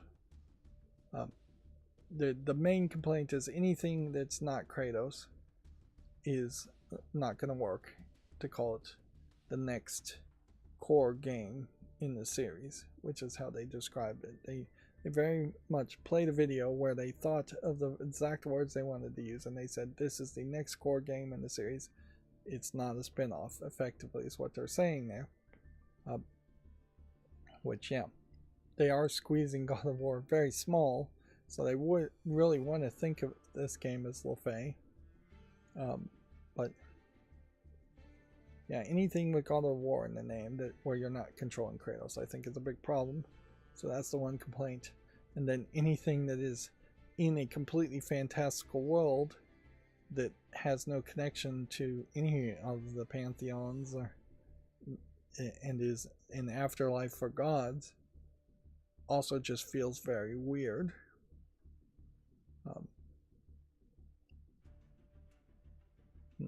Apparently there was an Until Dawn game that was announced. So we talked about Wolverine. Knights of Doom for Token Fighting Souls. Several new characters, I imagine, being shown off. The Rayman Legends Retold, which had already leaked. It is questionable whether Rayman really needed a remake. It is a remake of a 13-year-old platformer, but do we really need to just remake everything every 13 years, every 10 years or so? A Dave the Diver spin-off. It's an entirely new game starring the best chef you met at Blue Hole, Bancho. Alright, let's a minute of this video. So, I'm not 100% sure how you play the game in Dave the Diver, but I assume you're diving. So, my thought here is that if this spin-off game is probably going to be more of a cooking-centric game. A slow-cooked prequel. So it's taking place before the events of Dave the Diver.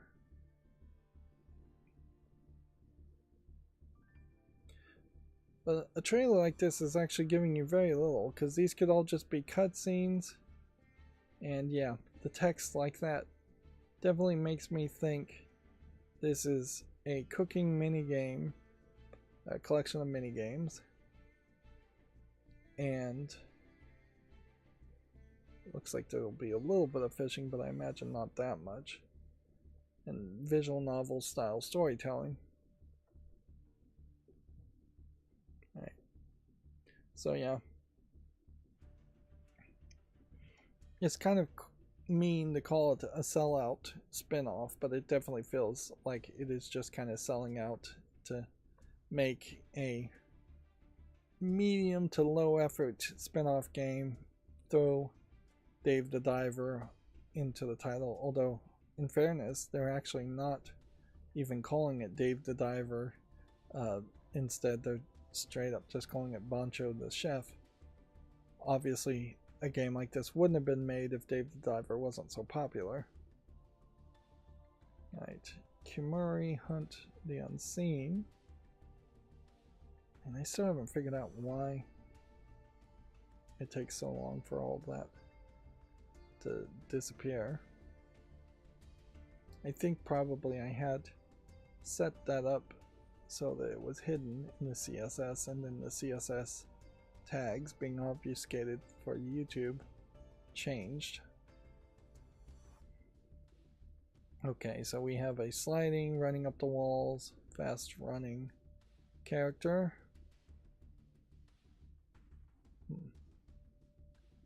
Okay. So this feels like a whole new game in a whole new universe. If LaFay had just been a whole new game in a whole new universe, I would have no criticism, I think, whatsoever about it. I still might say it's a little weird with the gelatinous cube, but I certainly have excused a lot weirder stuff. This game in particular is, I think, probably a lot weirder.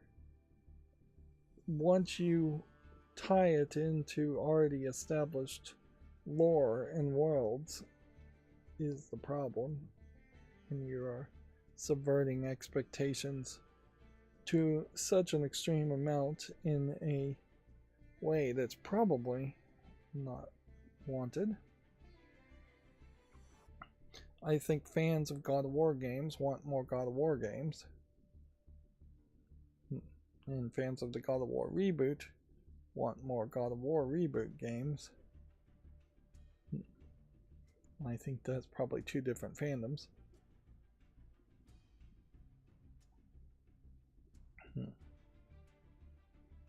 Yeah, this game looks very, very weird. But by being a whole new title, I think that works fine. The next Tomb Raider game has been delayed. I'm still not 100% sure about the face of Lara Croft. Just not really feeling like it looks like Lara Croft. And honestly, I probably should be more concerned about that was clearly a cutscene, maybe with some QuickTime event button presses, which maybe we are at the point where button presses do come back. Now the platforming looks dead on from old Tomb Raider games, and the shooting of a bear looks like it is evoking the old Tomb Raider games. I just kind of wonder about when your hair gets wet.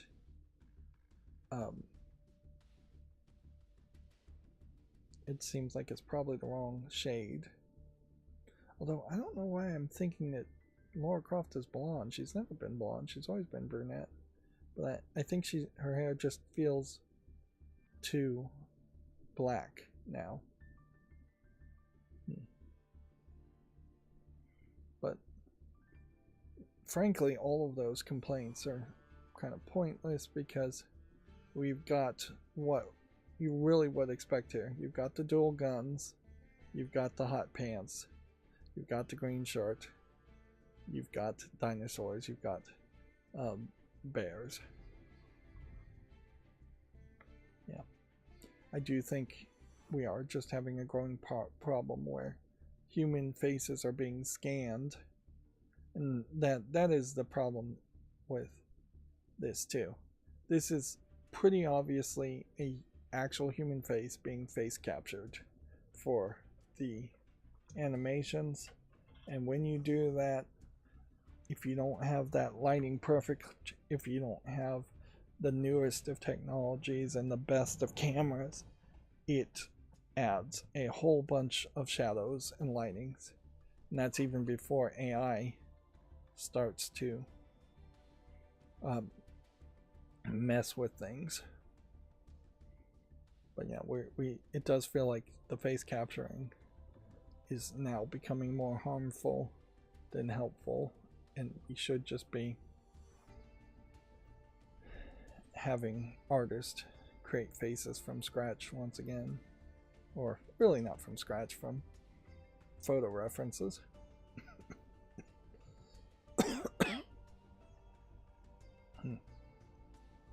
We've got another dinosaur game, so maybe dinosaurs are going to come back into being somewhat popular. I don't think they ever are that popular. I'm also going to throw it out here that with this Sony PlayStation State of Play announcements, that probably is the end of anybody mentioning mixtape.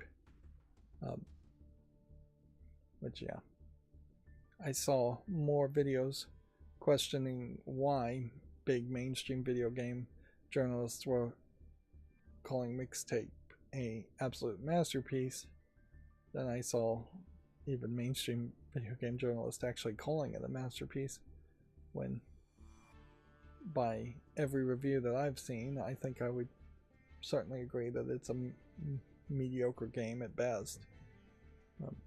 Barely even really a game. And that there is certainly a danger that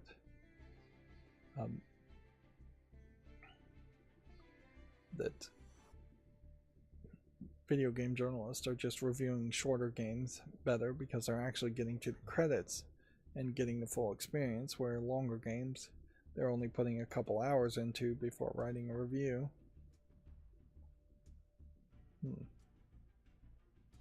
Phantom Blade Zero's release date has slipped. A lot of things here are going to have slipped release dates just to avoid the GTA 6. Dune Awakening is coming to the PS5, although Dune Awakening I think is still technically early access. Dynasty Warriors 3 is getting a PlayStation 5 remaster. This definitely feels like this is an example of the new Japanese president of Sony Interactive Entertainment making decisions.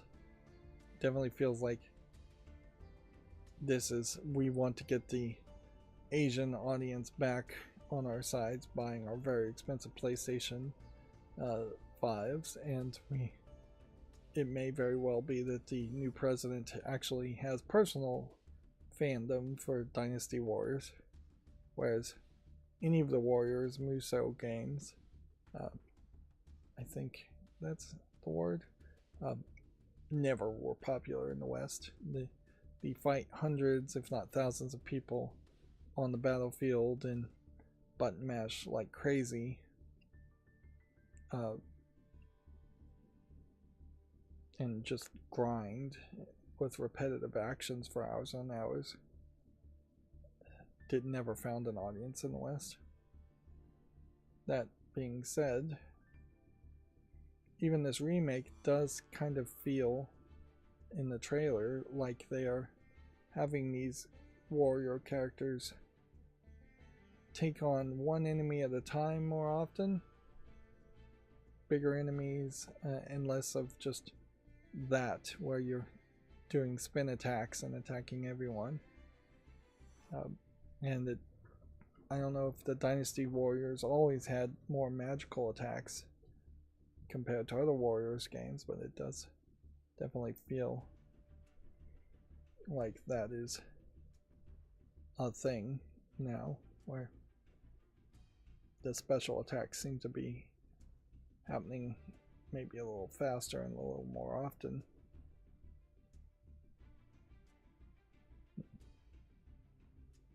Inherently, I feel like the concept of being surrounded by thousands of enemies is really just a concept that should happen in a lot of games for like one scene or two scenes, just to show off how many enemies can attack you,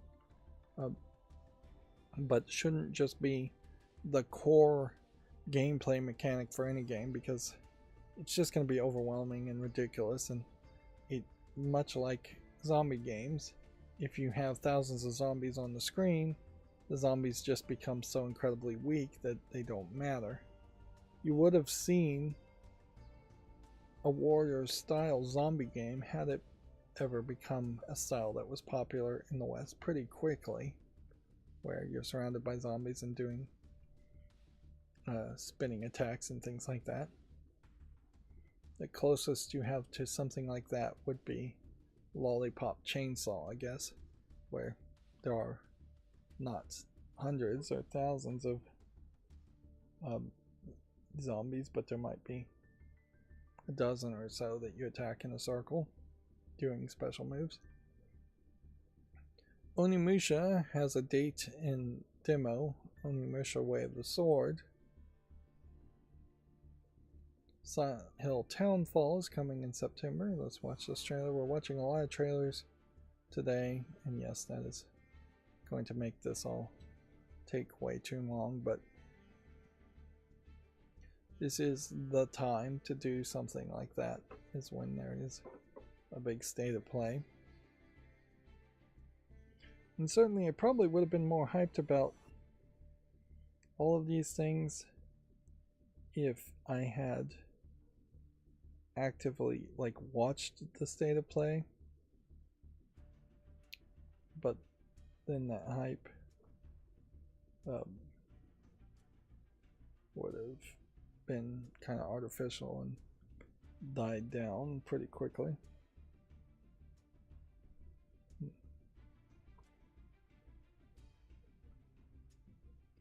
Yeah.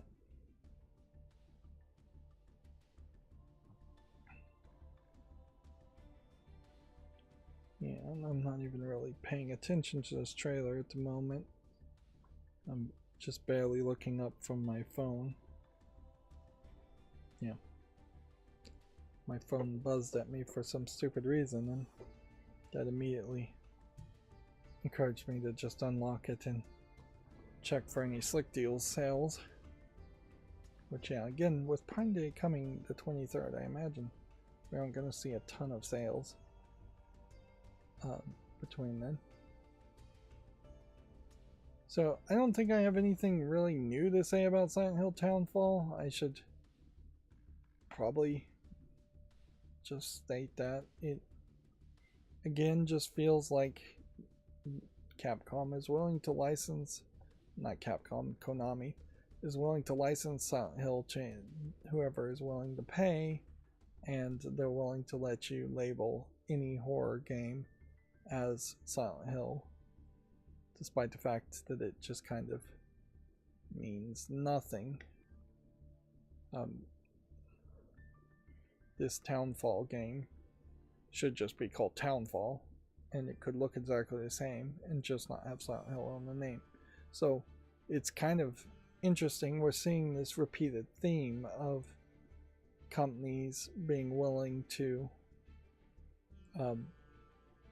just slap a series name on a game that really shouldn't be part of the series. Yeah.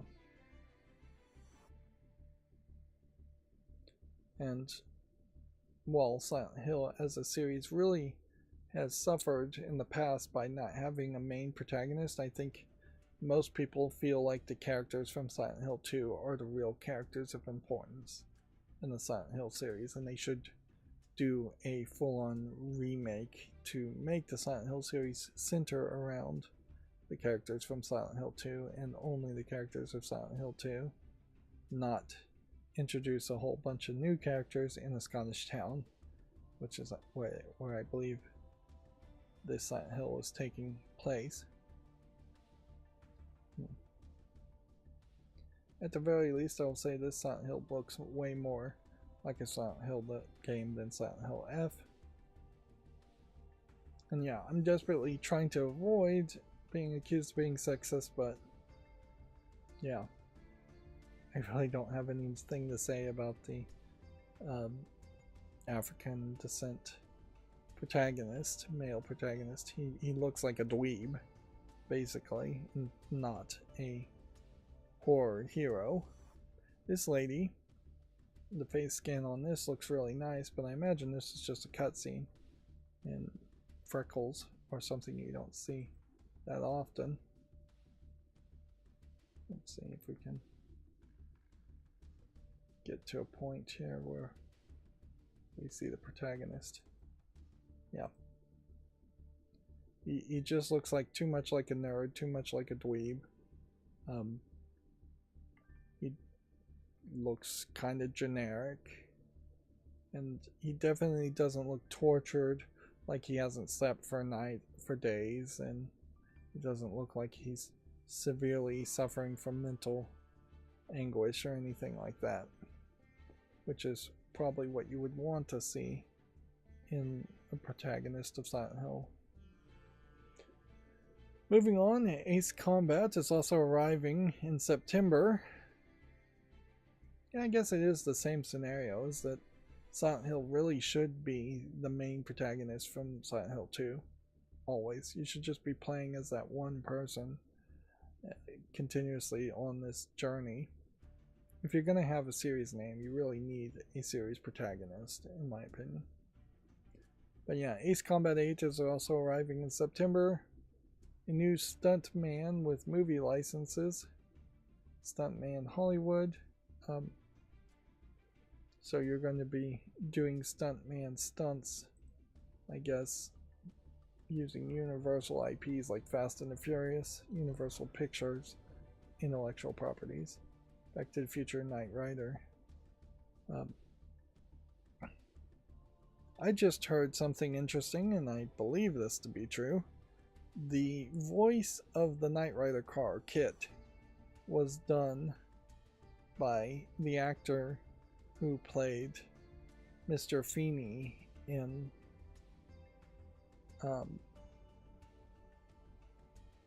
what's the TV show with Topanga? What is that called? Boy Meets Girl? Boy Meets World? It was a long-running, fairly popular teenage drama show. I think it was Boy Meets World. Mr. Feeney was the teacher slash mentor like person. I imagine what I'm seeing right now is from Fast and the Furious. I haven't actually seen Fast and the Furious, and obviously that's Back to the Future, and obviously before we saw Kit. So yeah, the actor Mr. Feeney, who played Mr. Feeney, did the voice of Kit, the car. And this all comes up in the weirdest way possible, that the actor Mr. Feeney, who is, I believe, 99 years old and still alive and married to his wife, are and have been for decades swingers, which, I mean, good on them for maintaining a relationship while swinging. That takes a lot of work and surprising, although probably not that surprising, because in fairness, you are that when they would have been married would have been at like a really high time in which swinging was pretty popular. I would never say it was mainstream by any means, but it was fairly popular. And I would also say that swinging probably takes on a whole different narrative when you're 99 years old. I don't know how much of swinging there is actual sexual intercourse and how much of it isn't just emotional relationships where you might be just hanging out with people that you've been hanging out with for a long time. If it wasn't called swinging and was more of a just polymorph relationship, then people would probably snicker at it less. Apparently there's a first-person realistic action horror game called Ill that was also announced. So immediately, without seeing anything else, I may have actually even seen this trailer before, I'm not sure. The name of it is Ill, and it's first person. So it feels like to me the reveal, probably somewhat early, but also maybe somewhat late, is going to be that you're infected with something and you're potentially a zombie. It does seem like you're interacting with a lot of people and they aren't reacting weirdly, but that might also just be happening in your head. It does look like a zombie game, and it does look like that would be my assumption as to what the twist is. I don't think I'd be super happy walking tall, narrow paths in first person, and I think that's very intentional. Yeah. Yeah, this does look like a new generation of zombie horror imagery. But I don't know if that really changes too much, and I don't know if it actually improves things. It may very well be the case that Resident Evil figured it out, that third-person perspective is just necessary in horror games to let players disassociate to do the action part and get all the way through. Yeah. And that reminded me of something else, and I don't remember what I was going to say, so I guess I'll have to just move on. Control Resonant is another September release, so September potentially going to be stacked to probably avoid either come out early enough before GTA 6 or after GTA 6. Like, generally, I imagine people are going to try to not release anywhere close to the first 6 weeks of GTA 6, and there is just going to be a huge dead area where only a brave indie developer or someone who doesn't care is going to shove out their game in that launch window of GTA 6. Although there is a lot of assumption going on here that GTA 6 is just going to sell like hotcakes and be super popular. It is the right assumption to make, but it is certainly still an assumption. Let's see. Guitar Man and more being added to PlayStation Plus, RuneScape, Dragon Wilds, Guitar Man, and more. Psyops, The Mindgate Conspiracy, Onimusha, Dawn of Dreams.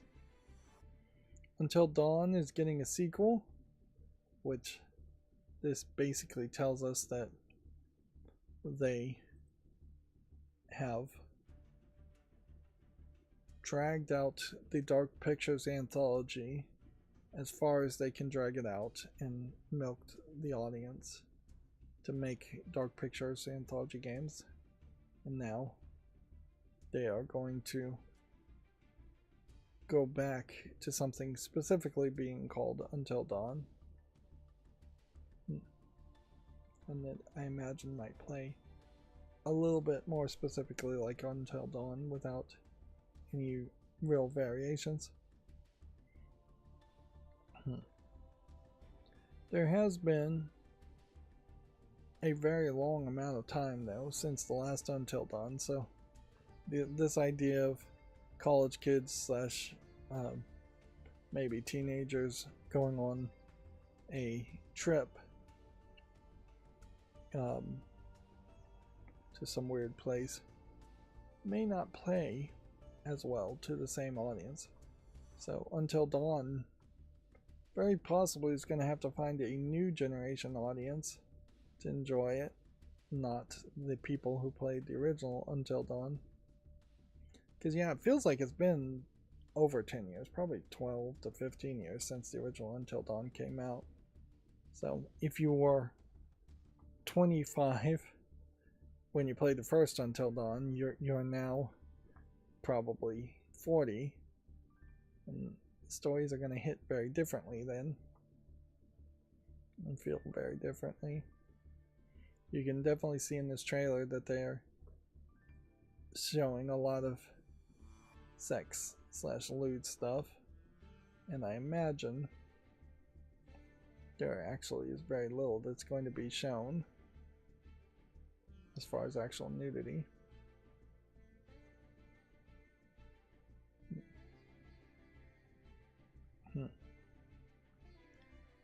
Yep. Here they describe God of War Le Fay as the next God of War game. And here you can see her in her armor later on in this 20-minute trailer, which it's interesting that you would put 20 minutes of what they're calling gameplay, but so I would say half of that was like tutorial cutscenes, so it was all under the control of the player. But then when you're like squeezing through mountain cliffs or seeing a cutscene, you're probably losing 3 minutes out of that 20 minutes at minimum. Yeah, they are giving me a bit of information here to confirm that she was the Kratos' Norse wife and mother of Atreus. So she isn't just a figurative mother, she is the actual mother. Good to know. If we scroll through here, with the exception of Dynasty Warrior 3 Remake, you still aren't getting too many games that feel exclusive to the Asian market. Onimusha Way of the Sword probably is a little bit targeted to the Asian market, but there's a lot more Western games being announced still. A lot of these are not going to be exclusive either, and there's, I would say, a medium amount of variety, but not a ton. There's quite a few games where you are fighting against a big group of enemies and button mashing and killing a bunch of enemies. Fighting games slightly different than that. Rayman is probably a platformer. This is mini games, but this one looks like it's going to be a little bit more platforming too. This might be more of a narrative game like Until Dawn. Phantom Blade Zero, I'm not sure. Dune Awakening, I'm not 100% sure what it is. I think I'd call that a strategy game. A couple of horror games, flight simulation games. So, yeah, kind of a decent mix of games, but noticeably nothing that really feels out of the top 30% of styles of games that would sell and that people would want. There's no Sackboy game here. There's no this is a total new surprise that nobody saw coming type game. There's no fantasy game like Fable that's like more Tolkien-esque fantasy games. There's no card games. There's no dice games. These are all things that are mostly, with the exception of like Raymond, hyper-realistic graphics and things that they want to charge $70 or $80 for. Whereas I imagine there will be some kind of Sony independent announcement for independent games.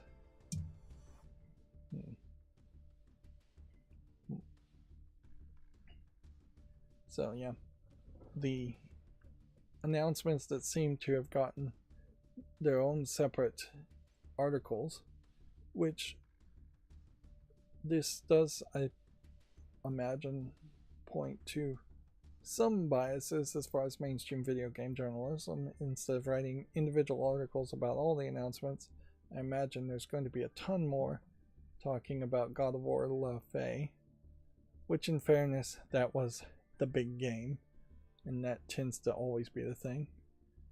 It's funny they're saying this is Kratos' quote dead wife. I think it's pretty obvious and admitted that she is dead and in an afterlife. It would be weird, I suppose, if she turned out not to be dead or got resurrected. She probably does get resurrected by the end of the game. And almost certainly this is an example of where they want to take the God of War series, and where the creators of the God of War series now have just either been replaced or changed. But yeah, you have this weird monstrous demon-like creature. You have a giant flying creature, cat-like creature.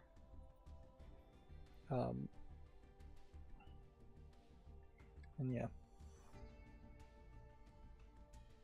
it kind of feels a little bit Arthurian in that she gets this sword. But noticeably, I don't want to watch the full trailer, but let's see, this is the point at the end where they say it's the next one in the series. Again, if they had said it was a spin-off, I would have been more willing to give it some time. So like 3 or 4 minutes, she gets thrown in this cage, and then you have this talking gelatinous cube, and then you have talking ribbons on the sword.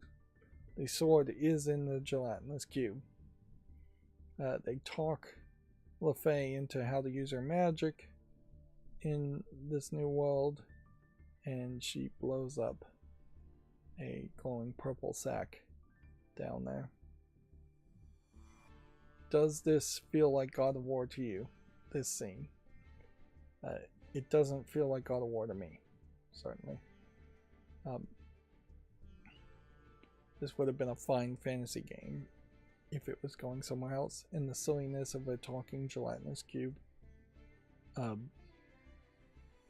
definitely feels like something.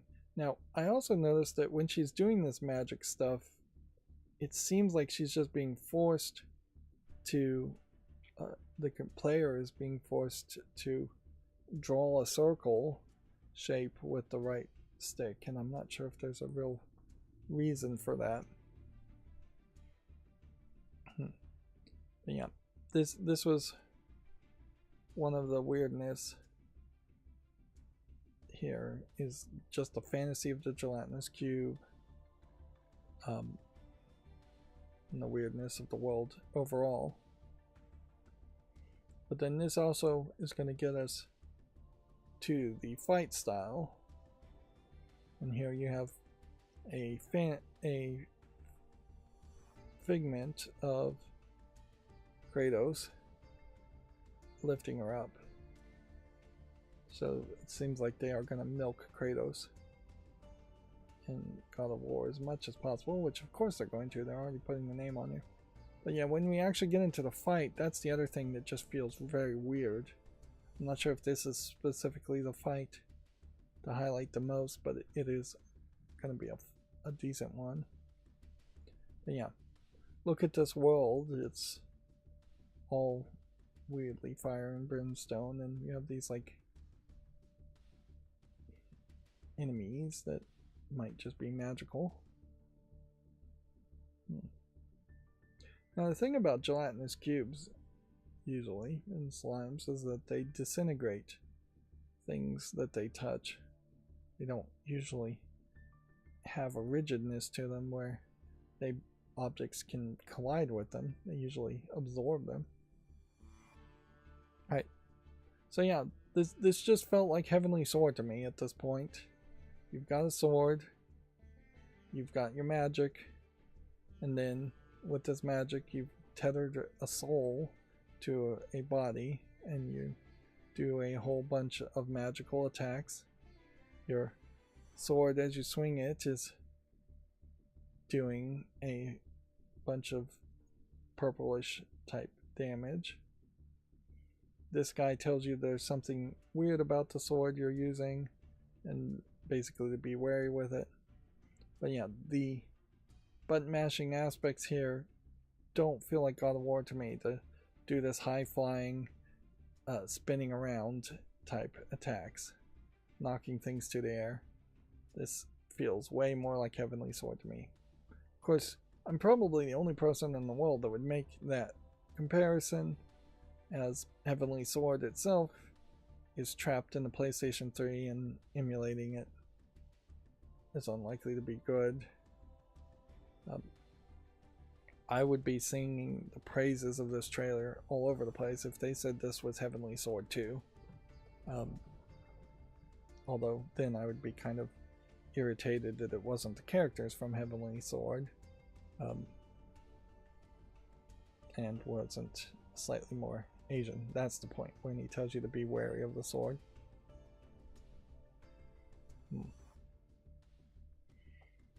Yeah. She's already had a couple of encounters with this demon boss character and promised to kill him at this point in the trailer. He just spawned a giant sword. And this is just like the boss fight. It kind of feels like the cube is going to try to provide backup, although I don't know how much backup he really is doing.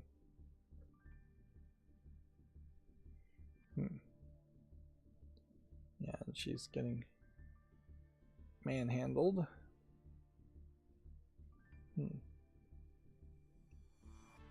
Perhaps at the beginning of the game you should be a little bit more underpowered. It does certainly pose an interesting question as far as what is the late game going to be like with Faye. Is she just going to be in a godlike state in which she's invulnerable and doing massive amounts of damage? Because yeah, 20 minutes in, being this adept at using the sword and magic can only really be encountered by, or can only be countered by, the game just power scaling like crazy and throwing bigger and bigger monsters at us. Which, yeah, I don't think we're going to be fighting giant monsters. Although we may. That would be more in line with a God of War game, is to have just giant creatures that you have to climb up the arms of and kill. Yeah. It probably would have been safer to just have her fight the same bad guys, the same Norse gods that were fought in the past, or even the Greek gods of the past. But yeah, that's just a lot of high flying.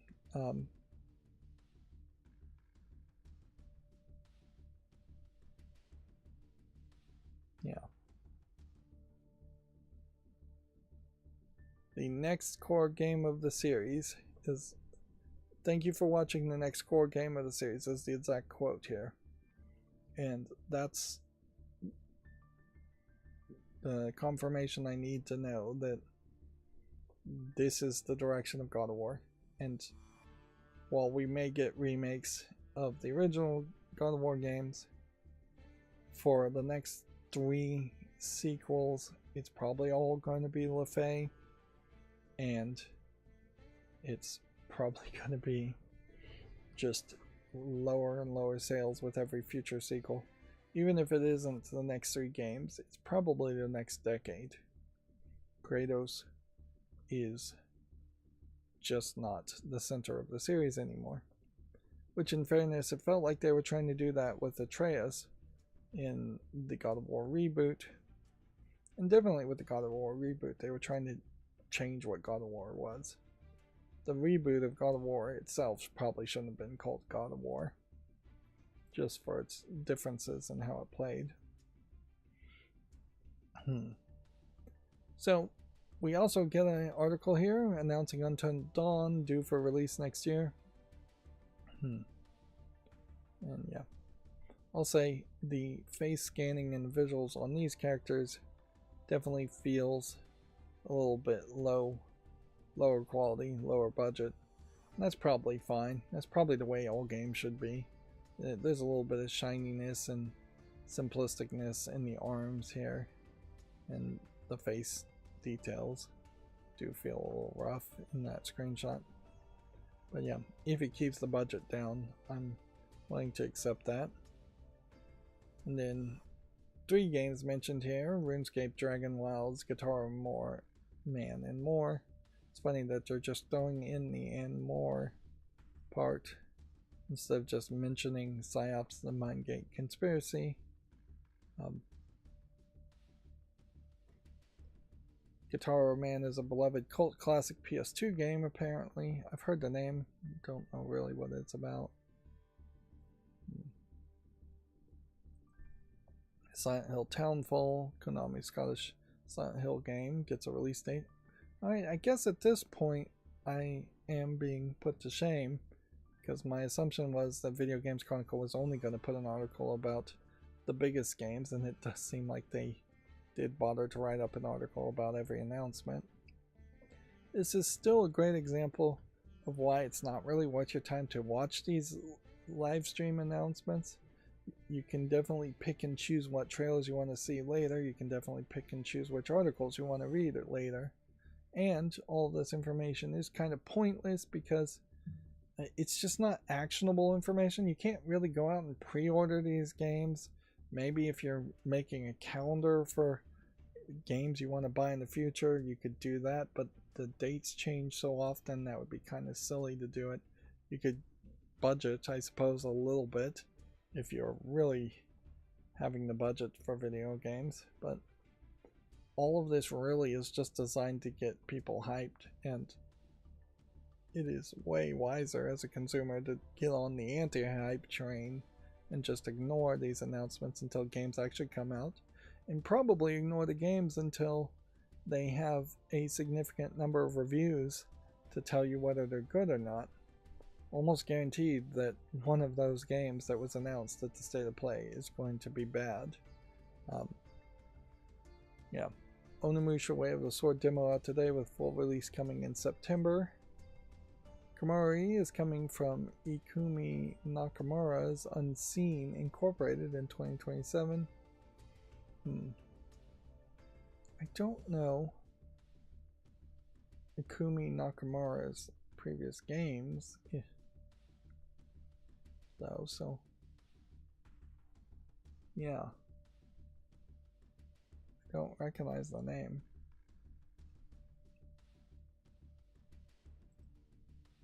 Insomniac premieres 7 minutes of Marvel's Wolverine gameplay. PlayStation 5 title opened Tuesday's State of Play, so they started with Wolverine. It would be interesting if Wolverine, just because he always was kind of a man-hunk character, somehow was like a really popular game amongst the ladies playing on PlayStation. That'd be interesting if that was the narrative. I doubt it. Particularly, I don't think ladies are all into just ultra gory elements. But yeah, that'd be an interesting way in which they might try to promote the game. I bet it doesn't happen. And honestly, I don't feel like this Wolverine is the Wolverine ladies would really enjoy. Let's see. Amazon's Prime's 15 quote free games for June include Tomb Raider 4 through 6 remastered, Mafia 3 Definitive Edition. Of course, now all of these games have to be gotten exclusively through the Luna gaming service, I believe, at this point. Also, Amazon Prime, I think, has sent out notices that the music service you're subscribing to is taking away the ability to download music. I think I saw something about that on Reddit, and that you are just licensing all music and will lose all access to the music if you stop paying for Amazon Prime. In fairness, though, I don't think Amazon Prime Music ever was a super popular service. It does certainly, though, highlight that Amazon Prime as a service is just getting worse and worse. Prime Video adding ads and not really having anywhere as good of a selection as it should be. They're not making a whole bunch of new things either, which is a big problem. Prime Gaming was always a joke. Prime Photos kind of makes sense, but I think it's also kind of impossible to download Prime Photos or even interact with them on a web page. You have to do it through a phone app, which makes Google Photos with a Pixel phone make a lot more sense, because Pixel phones have unlimited storage if you upload the photos from a Pixel phone.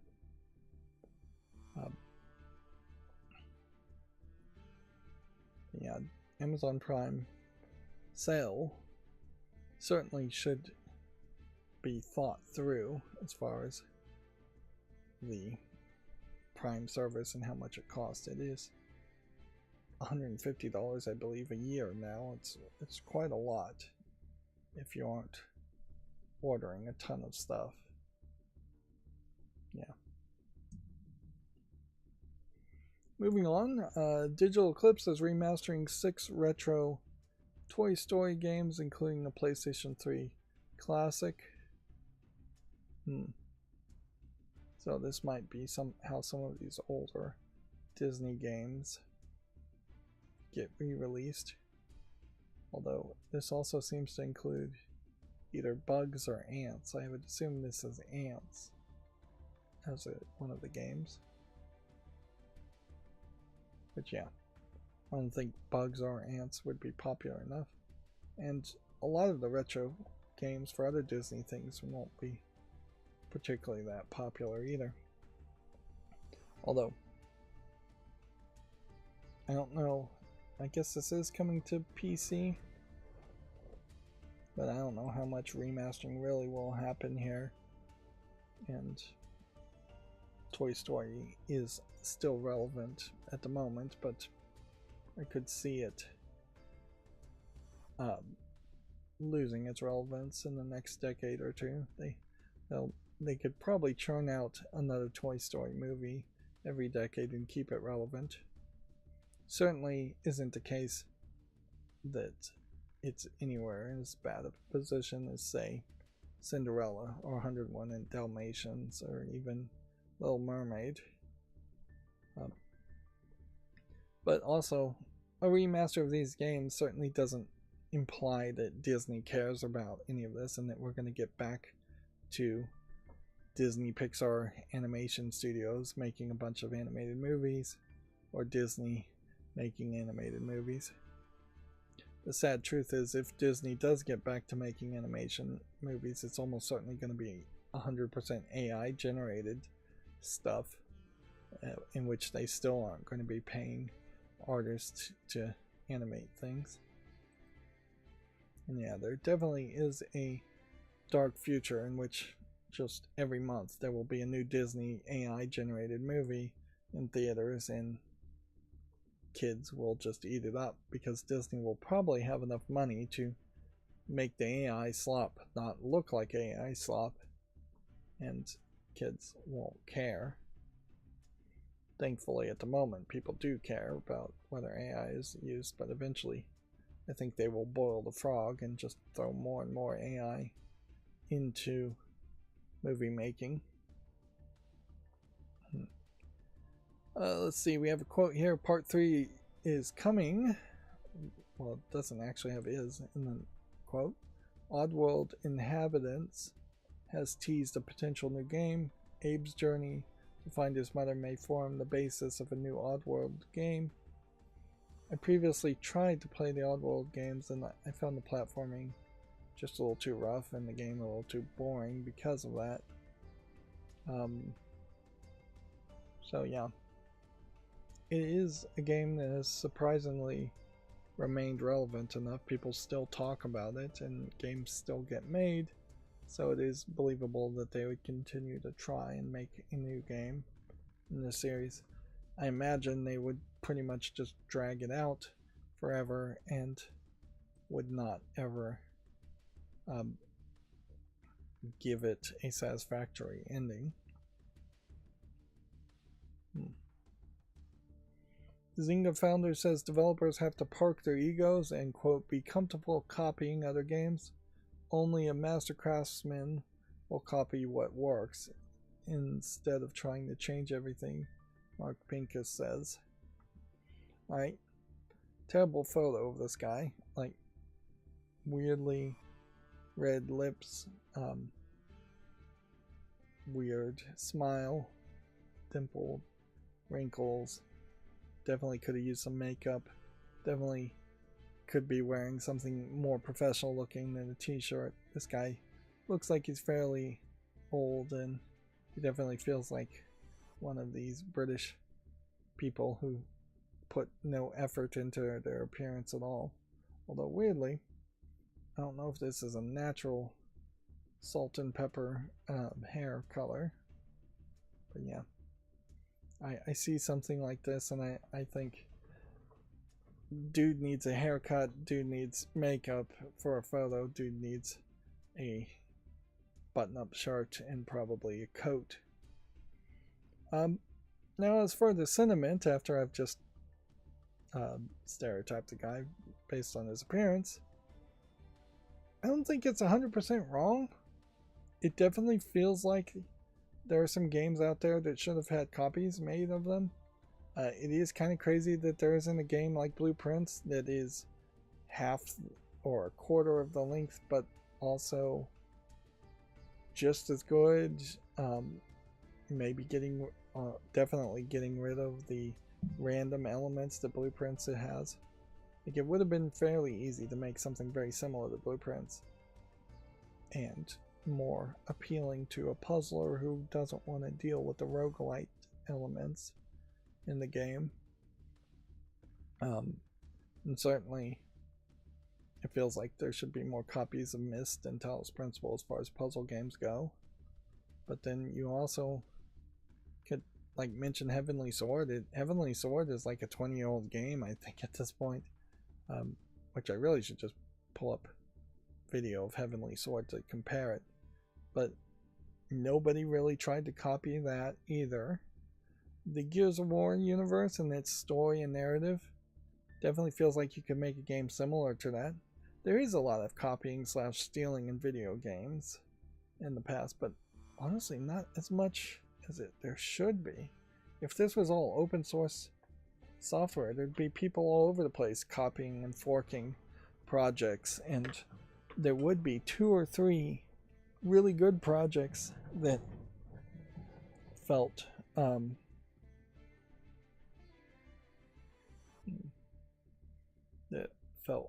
like they came from the same place. Of course, this is Zynga's founder talking about it, so his level of copying is probably too much copying. Saying copying the exact features and mechanics of every pixel. Bioshock, another great example. It's crazy that there wasn't somebody who copied the aesthetic of Rapture and made a different type of game there. But yeah, he's saying straight up just steal everything and have no distinction at all. Which, yeah. the example here of Supercell's heyday copying content from Zynga's Farmville is used, and yeah, Farmville, way more recognizable. I've never heard of Heyday. And the type of games that he's making too are the kind of games where copying makes a lot more sense too. So I kind of agree, but not to that extent of copying every single thing. I think you copy 80% and then put in your, that's not going to bring up what I'm looking for. Then you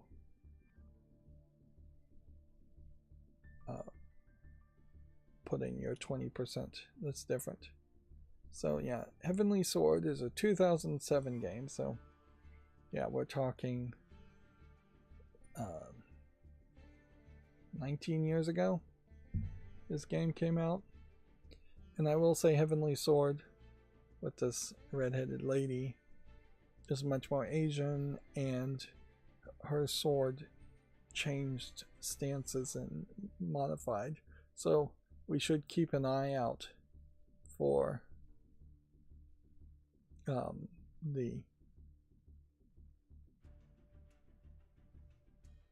see how much. Apparently you can play Heavenly Sword on PS5. How do you do that? I didn't think you could do that.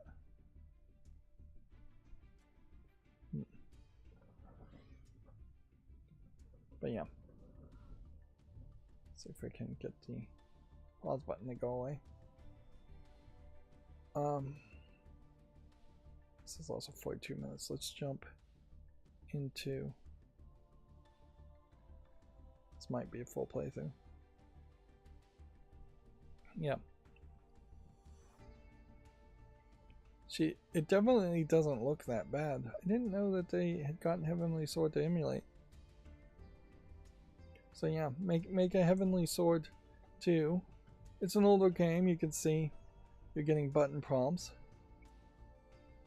And then yeah, you start the game, I think, in this giant fight, and then you kind of flash back. So it's a power tease and abilities. And what's funny is this game probably is not too different from what a God of War game would have been like that. And certainly you see some chains, and you see where the thought of Heavenly Sword in the first place would have been is, let's make a more Chinese-centric, more female protagonist God of War game. You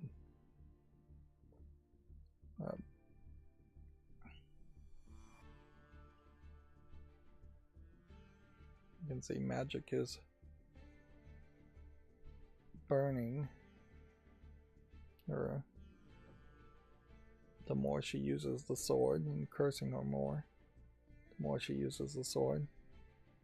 I believe there was a whole mechanic in which you had to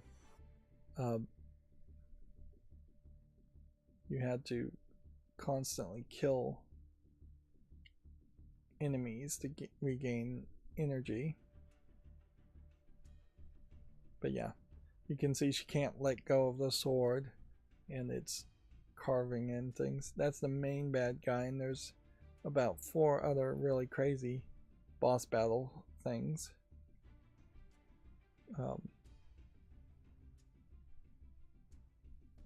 And again, this is like the Ash cursing the Ash cursing Kratos. So I think the comparison of Lefay to being Heavenly Sword makes a lot of sense. If anything, it kind of feels like they're just redoing the same concept. And see, she's starts off at the beginning here dying.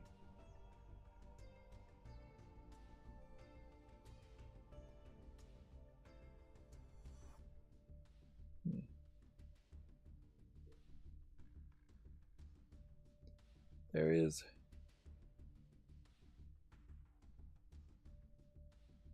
more simplistic fighting at the beginning, and then there is also a mascot character. Let's see if we can show her, and she was crazy and shot a bolt gun. You played as her for a short amount of time.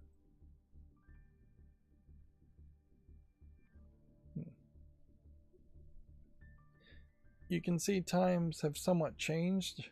There's less enemies on screen that you're fighting at once in Lefay. There's a minigame where you were shooting cannonballs and directing them and curving them magically to these ballistas.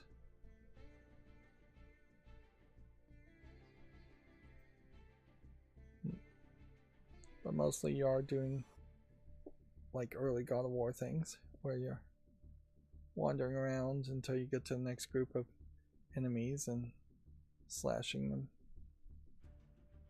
The formula was pretty set in stone.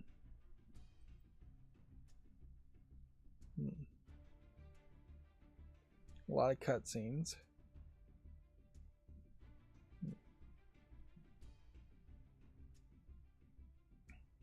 And yeah, for a 19-year-old game, this does not look bad at all.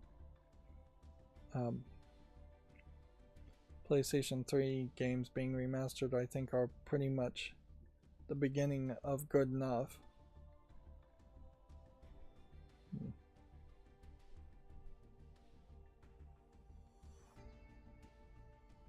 Let's see, I don't think we're going to see the crossbolt go.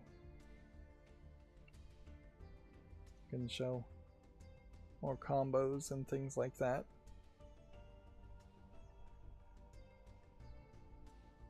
And there's a whole energy system over there.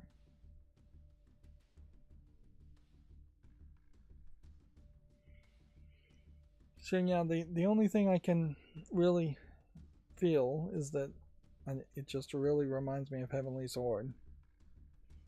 This new Lefay game, and I would have been way happier if they just called it Heavenly Sword, even if they called it God of War Lefay Heavenly Sword.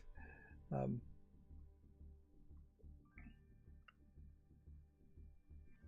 course, that would probably get only my attention and nobody else's. But yeah, nobody's gonna complain about a soft reboot or reusing the name Heavenly Sword from a 19-year-old game. They probably have lost the copyright around that name if they ever had it, or a trademark around that name at this point, just as abandonware. Let's see. Forza Horizon devs reveal Clutch, their own open-world racing game. Maverick Games was founded by core members of the Forza Horizon team. Do we need a open-world racing game? What makes a open-world racing game open-world? This is one of those announcements where they're just talking to the screen quite a bit. Yeah, I will say, if you are going to have the protagonist be of African descent, maybe not have a fully whitewashed footage of bright light, and in general don't have fully whitewashed bright light to contrast that.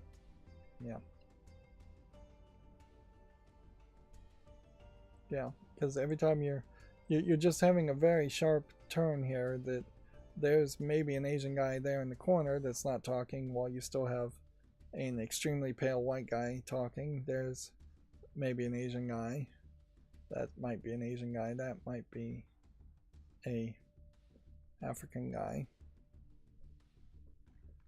Yeah, it is,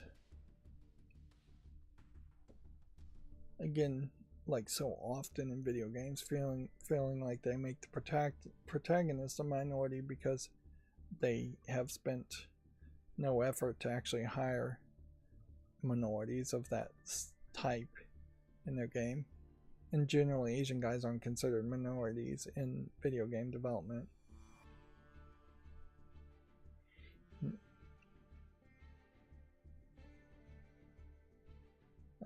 As far as the game, they're showing so little of it. It's hard to tell. Like, there's what looked like an Indian guy. But yeah, don't shoot your footage this way anyways. Like, get your light balance right. Or take all that audio and instead of having you walk around the studio, play it over footage. Or have them stand in one place. As boring as it might seem to stand in one place and talk, you definitely are going to get better video footage setting it up that way. This announcement clearly is about showing off this new office as much as it is about talking about the game.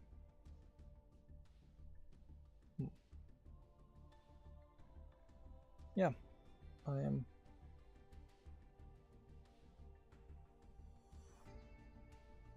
unable to be impressed with a racing game that shows me very little.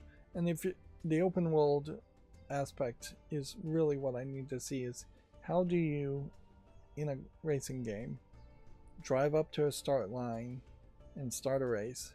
How do you leave the race if you get bored? And how do you leave the race when you're done? In particular, this screenshot implies that you're racing on a racetrack, so that seems to eliminate the possibility of it being open world at that point. A true open world racing game in my mind would be at any point I could get bored and I could get on a different road or just drive through a forest to a different area or drive through a field. Moving on, Sega's Streets of Rage movie is now being written by the duo behind the Sonic the Hedgehog films. Okay, that does make it feel like it has a higher chance of actually being successful. The Sonic the Hedgehog films were successful. A lot of that probably is Jim Carrey, but you know, I liked that first Sonic movie. It didn't feel particularly too much like a Sonic movie, but also I don't know what a Sonic movie should feel like. I don't know what Sonic game should be like. Sonic's been around, but it's not really established itself very well. Same is kind of true for the Mario movie. It's just like, obviously the Mario movie, the first one at least, was very well received despite it being very different from what I would have expected a Mario movie to be. The second Mario movie, not so much.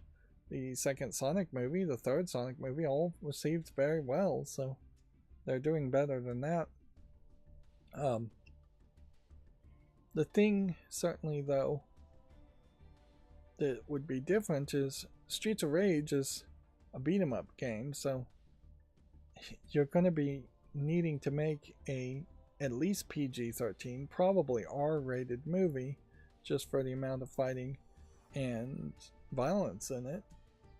The other point that I feel like is worth mentioning is I have not seen good fight choreography in a movie in a very long time, and I just think fight choreographers are out of their minds or out of their skill set at this point.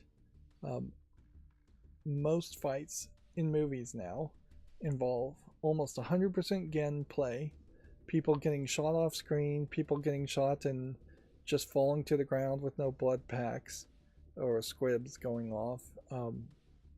They're just playing games to get PG-13 ratings or R ratings in a lot of cases. We don't really have a lot of fighters, choreographers like Jackie Chan or Jet Li anymore to look to. The last person that I think really could do hand-to-hand combat fairly well was, I think, Daniel Wu. He's probably pretty old at this point. I definitely don't follow cinematic fighters, but yeah,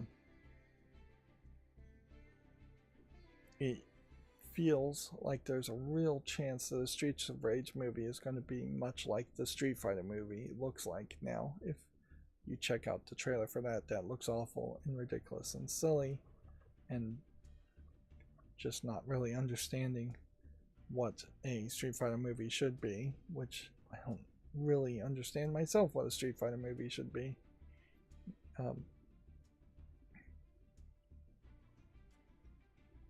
Almost certainly there's going to be more talking than anybody wants in the Streets of Rage movie, just to avoid doing all that fighting choreography. Man, we are still on the Video Games Chronicle headlines, and we're nearly 3 hours into the stream. This has become way too long of a long one. Crimson Desert's upcoming content updates have been revealed, including, quote, meaningful DLC. I will leave it at that since I don't care about Crimson Desert. PlayStation's first-party game sales declined for 5 straight years. Ghost of Yotai's uptick stopped a downward trend for Sony's first-party game sales. I don't know why anybody would be surprised by that. PlayStation has done an incredibly poor job of making and releasing first-party games, which they're calling them first-party games, but most of them I think are being developed with second-party help. They really have not had a huge amount of tentpole games since things like Spider-Man and Demon's Souls. They've canceled a lot of projects in particular too.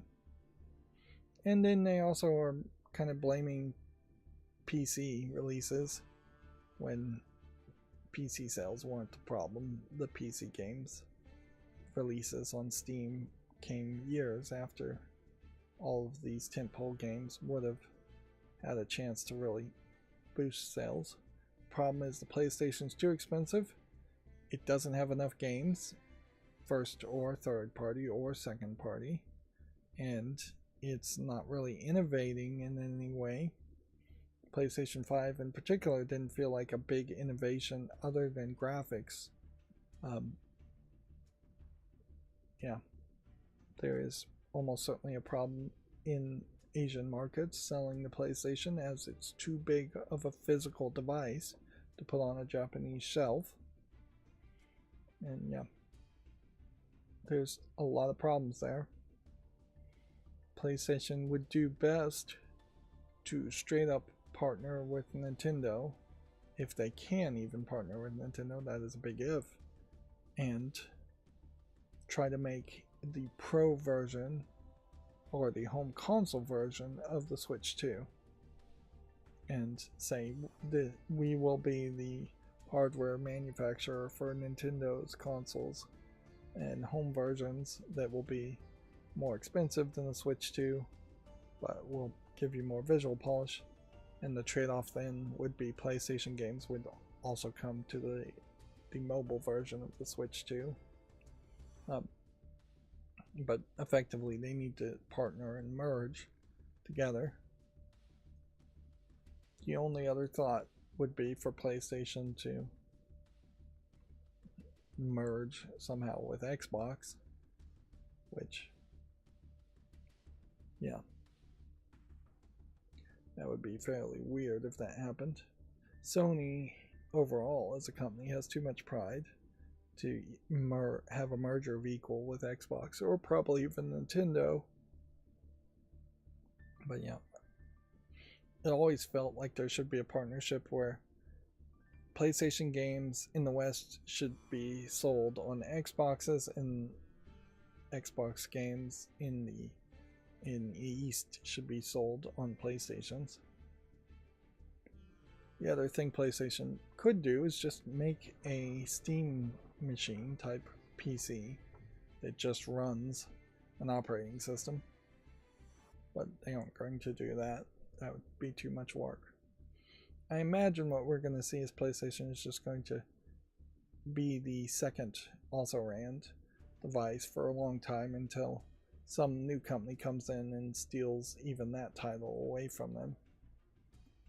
But yeah, they're just going to keep the status quo of getting worse and worse until Sony fires the current Sony Interactive Entertainment president for yet another new president. And I don't feel like the previous president was doing a particularly good job either. So it's been a string of failures. The really probably started with the PlayStation 3. Had the PlayStation 3 been a more compatible PC type device that could have played second party and third party games a lot more, it probably would have been much more successful for them, and then they probably wouldn't be in the spot they are in now.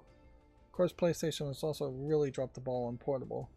Like the PSP and the PS Vita should have had a replacement device that competed and rivaled the Switch.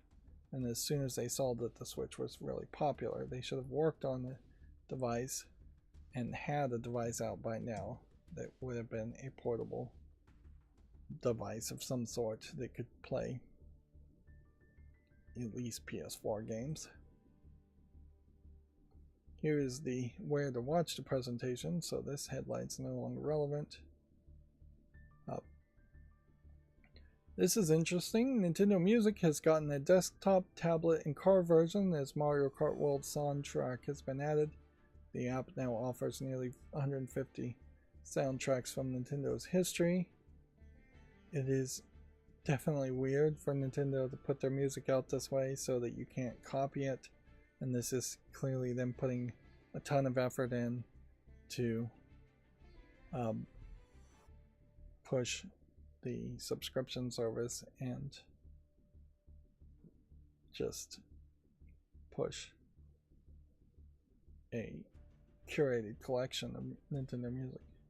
Of course, video game music is very different than regular music, so it might not be a terrible background app to play music, and it's a great app so that unlike Spotify, you don't type in Mario and get some other random person with Mario, or somebody uploading something on Spotify that is labeled as like Pokemon music but is actually full of explicit lyrics and cursing.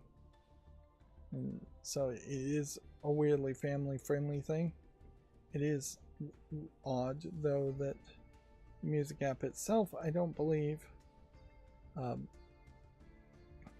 can even play on the Switch.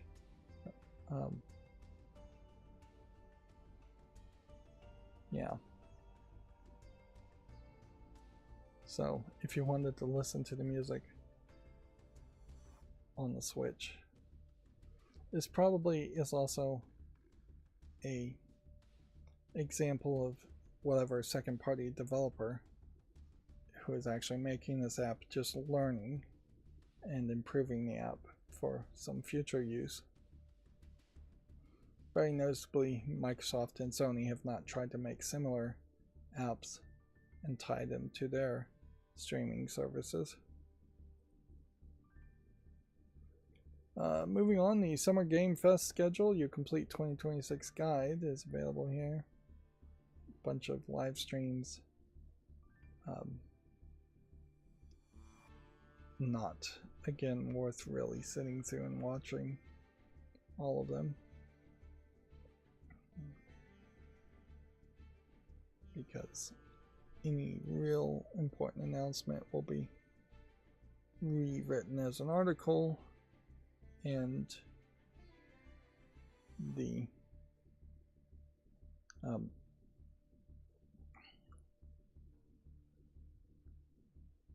games that are announced will probably have extra announcements as they get closer to their release. Woman-led games seems to have solidified on this two-toned anime girl horned deer lady character that always felt very strange. because very arguably you could say this girl is from the male gaze in the way she is drawn and posed, and she's not very representative of a person who would be making video games. She's shooting a magical bow and arrow and doing magic here. There's nothing here that says I know technology, I know how to program, I know how to animate, I know how to draw, I know how to do voice acting, or anything like that. It is a completely fantastical thing. Certainly also, woman-led games, using the phrase led in any kind of title, can mean a lot of different things. A lot of studios, I think, pretend like there's a woman in charge when in reality you could just as easily argue that there's several people making decisions and one of them happens to be a woman. Also, we haven't really seen any evidence that just based on gender exclusively that men, women, or non-gendered people have any better chances of being good leaders. It's one of those things that might feel like it's true, but probably hasn't been proven true. And certainly you can make an argument it's simplistic to boil down people to just their gender as far as whether they're making a game or running a game company. Yeah. Whole bunch of announcements and live streams. Whole bunch of hype. But if we were to think about just last year's Summer Game Fest,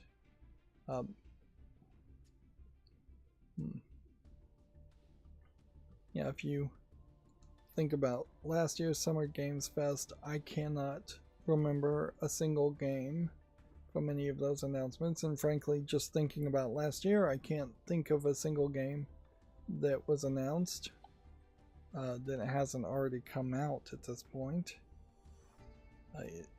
Yeah, I imagine Resident Evil Requiem, for example, probably came out 2 years ago in an announcement, if not 3 or 4, and has now come out. So again, it's just more beneficial to be on the anti-hype train than to be on the hype train. Next headline, Resident Evil Requiem producer says he's sure every member of the dev team has considered a I assume that's just Resident Evil game set in Japan. It might make an appearance at some point in the future, Masato Kumazawa says. Kumazawa, yeah. Yeah, that is the perfect response, frankly. And it shows that he probably didn't say anything else that could be quote mined. But yeah, it might make an appearance at some point in the future is a very Japanese and accurate way of saying it might happen. It probably won't. Inherently with Resident Evil Requiem, in general, we're still following Western characters. Maybe it's not Leon anymore, maybe it's not Chris Redfield, maybe it's not Wesker, maybe it's not Jill Valentine or Claire Redfield, but there are characters that were interacted with in the Resident Evil series and still have a connection. None of those characters in the Western versions of the games were Japanese. In the original Resident Evil 1, if you were playing in the Japanese version, then Leon was speaking Japanese and his texture looked more Japanese, but canonically, all around the world now, Raccoon City is an American city. And that is where Resident Evil starts, and that's even where Requiem plays. So you would have to do something fairly weird to bring in a Japanese team or Japanese characters and connect it in some way. At the very least, they probably should do a DLC set in Japan. But the second you set it in Japan, I think it's going to feel a lot like Silent Hill F in that it's just going to be not really a Resident Evil game. Or you're going to see it's too much of a pandering to Japanese stereotypes for people to really embrace it.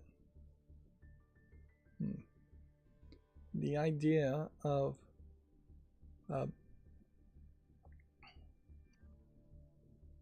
I would assume that Silent Hill F probably very much told them not to do that, because certainly that wasn't a well-received game and didn't sell great. But yeah, if you thought of a zombie game in Tokyo, it probably would work for Resident Evil, but it would also still be very weird. Like, you just don't have mansions, you just don't have giant police stations, you don't have these magical huge buildings that Resident Evil center around in most cases. And Resident Evil tends to really love big areas, big open areas. I want to do a little bit of research here. So I'm going to see if I can just search Resident Evil Requiem and yeah, Grace Ashcroft.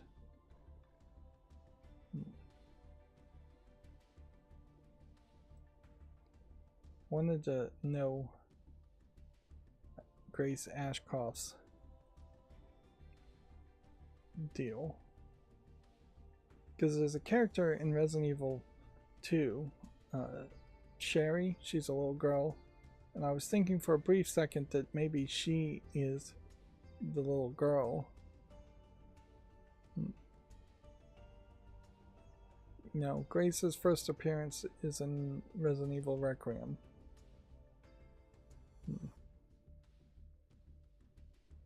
So yeah, I assume Sherry as the little girl in Resident Evil 2 probably is.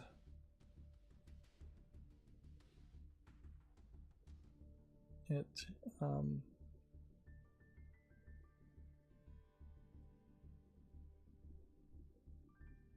yeah, Resident Evil 2. If we search around here, boy, does Resident Evil 2 in its original form look fairly different than the remake. But the big problem I had was Resident Evil 2 remake is it still just kind of played.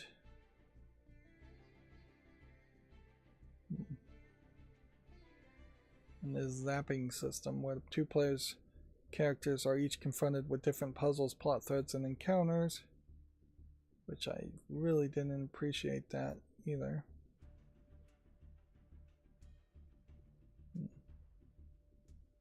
Yeah, Sherry.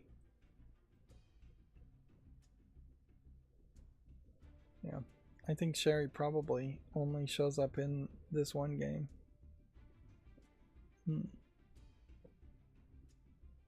Sherry Birkin. Doesn't even have a link to it. So yeah, I don't know if that character ever shows up again.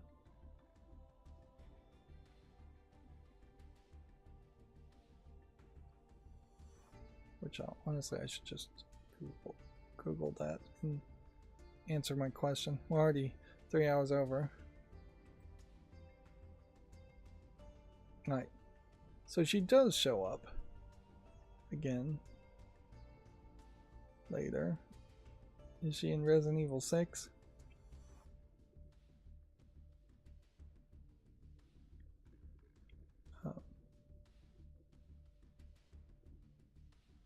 page is terrible at this resolution. Let's zoom up some. First appearance was Resident Evil 2. She is in Resident Evil Requiem. Oops, spoiler, I guess. So she's not Grace Ashcroft, I guess. I probably saw something about that, and yeah.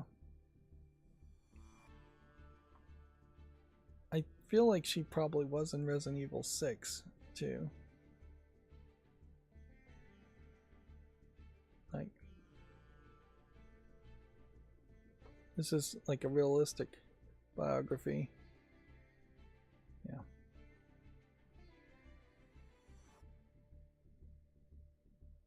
So yeah, seems like she's mentioned in Resident Evil 3, Resident Evil 6.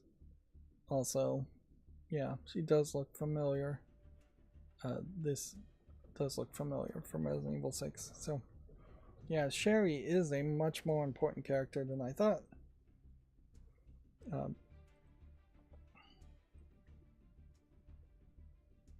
But yeah, I don't think we're gonna have a Resident Evil set in Japan.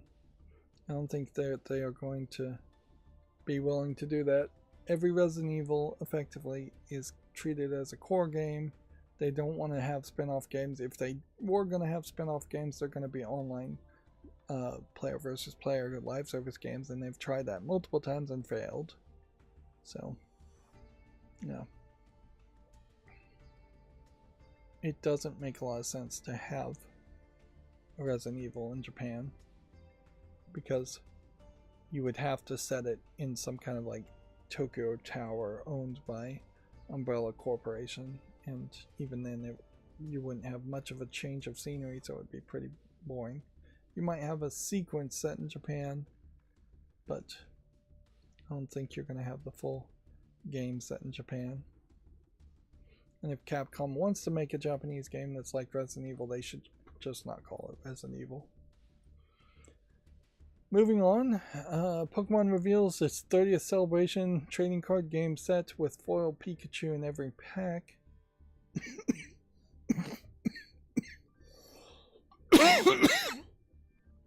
I imagine this is actual card games, and I don't know if this is going to end up in TCG Pocket per se. It does, I think, also probably highlight a weirdness that I've realized about the Pokemon trading card game, in that it does feel like they're going in circles, just reprinting the same Pokemon, instead of trying to have Pokemon cards that equal 1,025 Pokemon that you could have. And it also feels like there's probably only 500 Pokemon that actually have had cards made for them. It's probably not true. They probably have made at least one card for every single Pokemon out there. The vast majority of these Pokemons are unrecognizable to me. But yeah, there's definitely a lot more Pikachu variants and copies than there are like Mewtwo copies or Greninja copies. And it seems like they are up to GX as the type of character cards. That's an EX card. Which, yeah. Pokemon TCG Pocket really starts to fall apart, even with the EX cards, because defeating one of those wins the game for you, because you're only playing the 3 points instead of playing to 6 points. Eventually, Pokemon TCG Pocket is going to have to update itself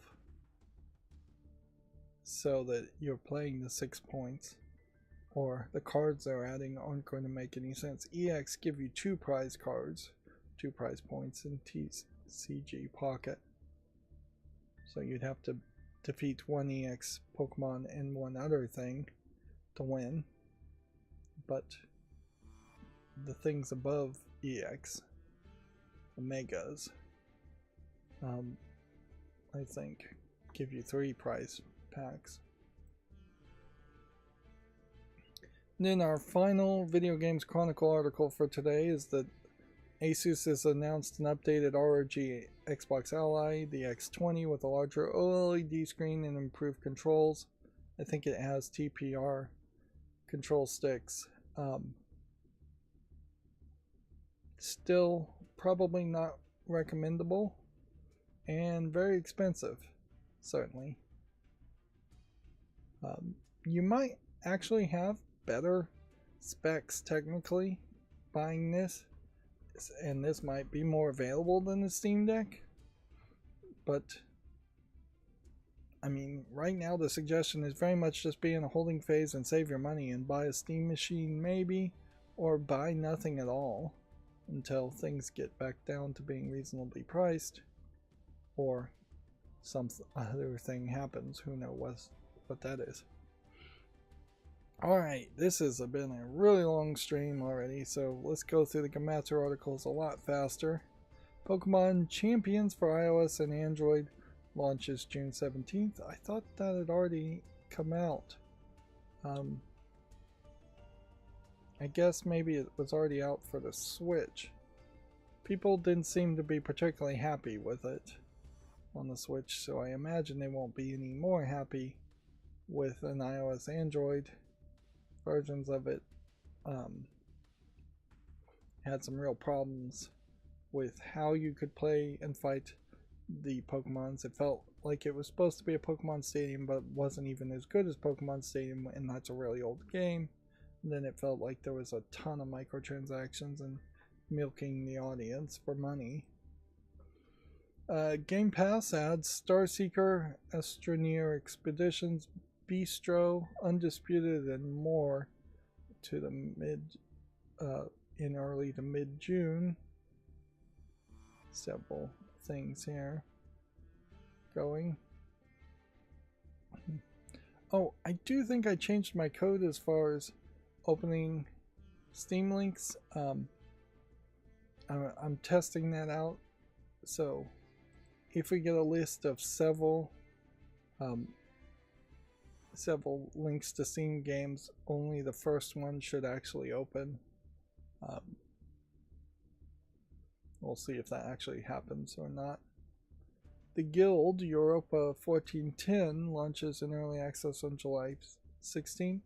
This definitely feels like this is based off of the YouTube thing, the Guild, but maybe not.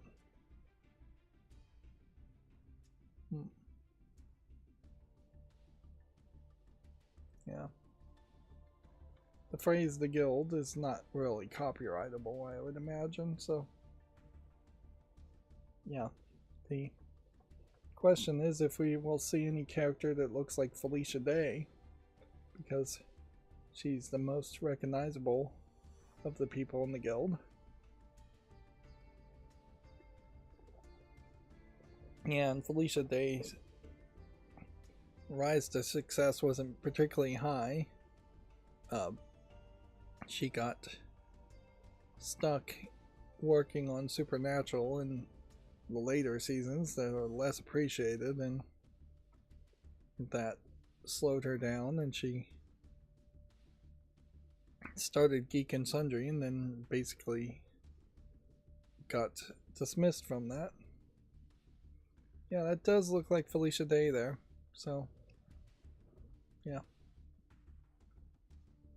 So I have to assume that this is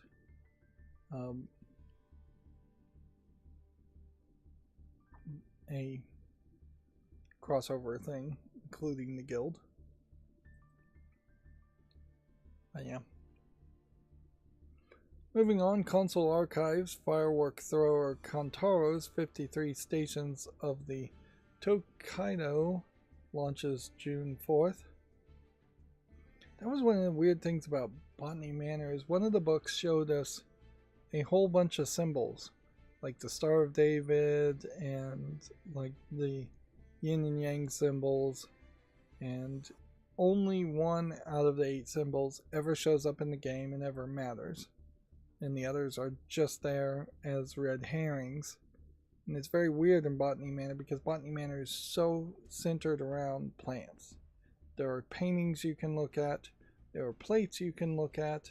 Plates actually don't lead to anything. The paintings, looking at all of them gives you an achievement, but there's really not a lot of word puzzles or symbol puzzles in the entire game, with the exception of that one symbol, which doesn't even really matter if you figure it out or not.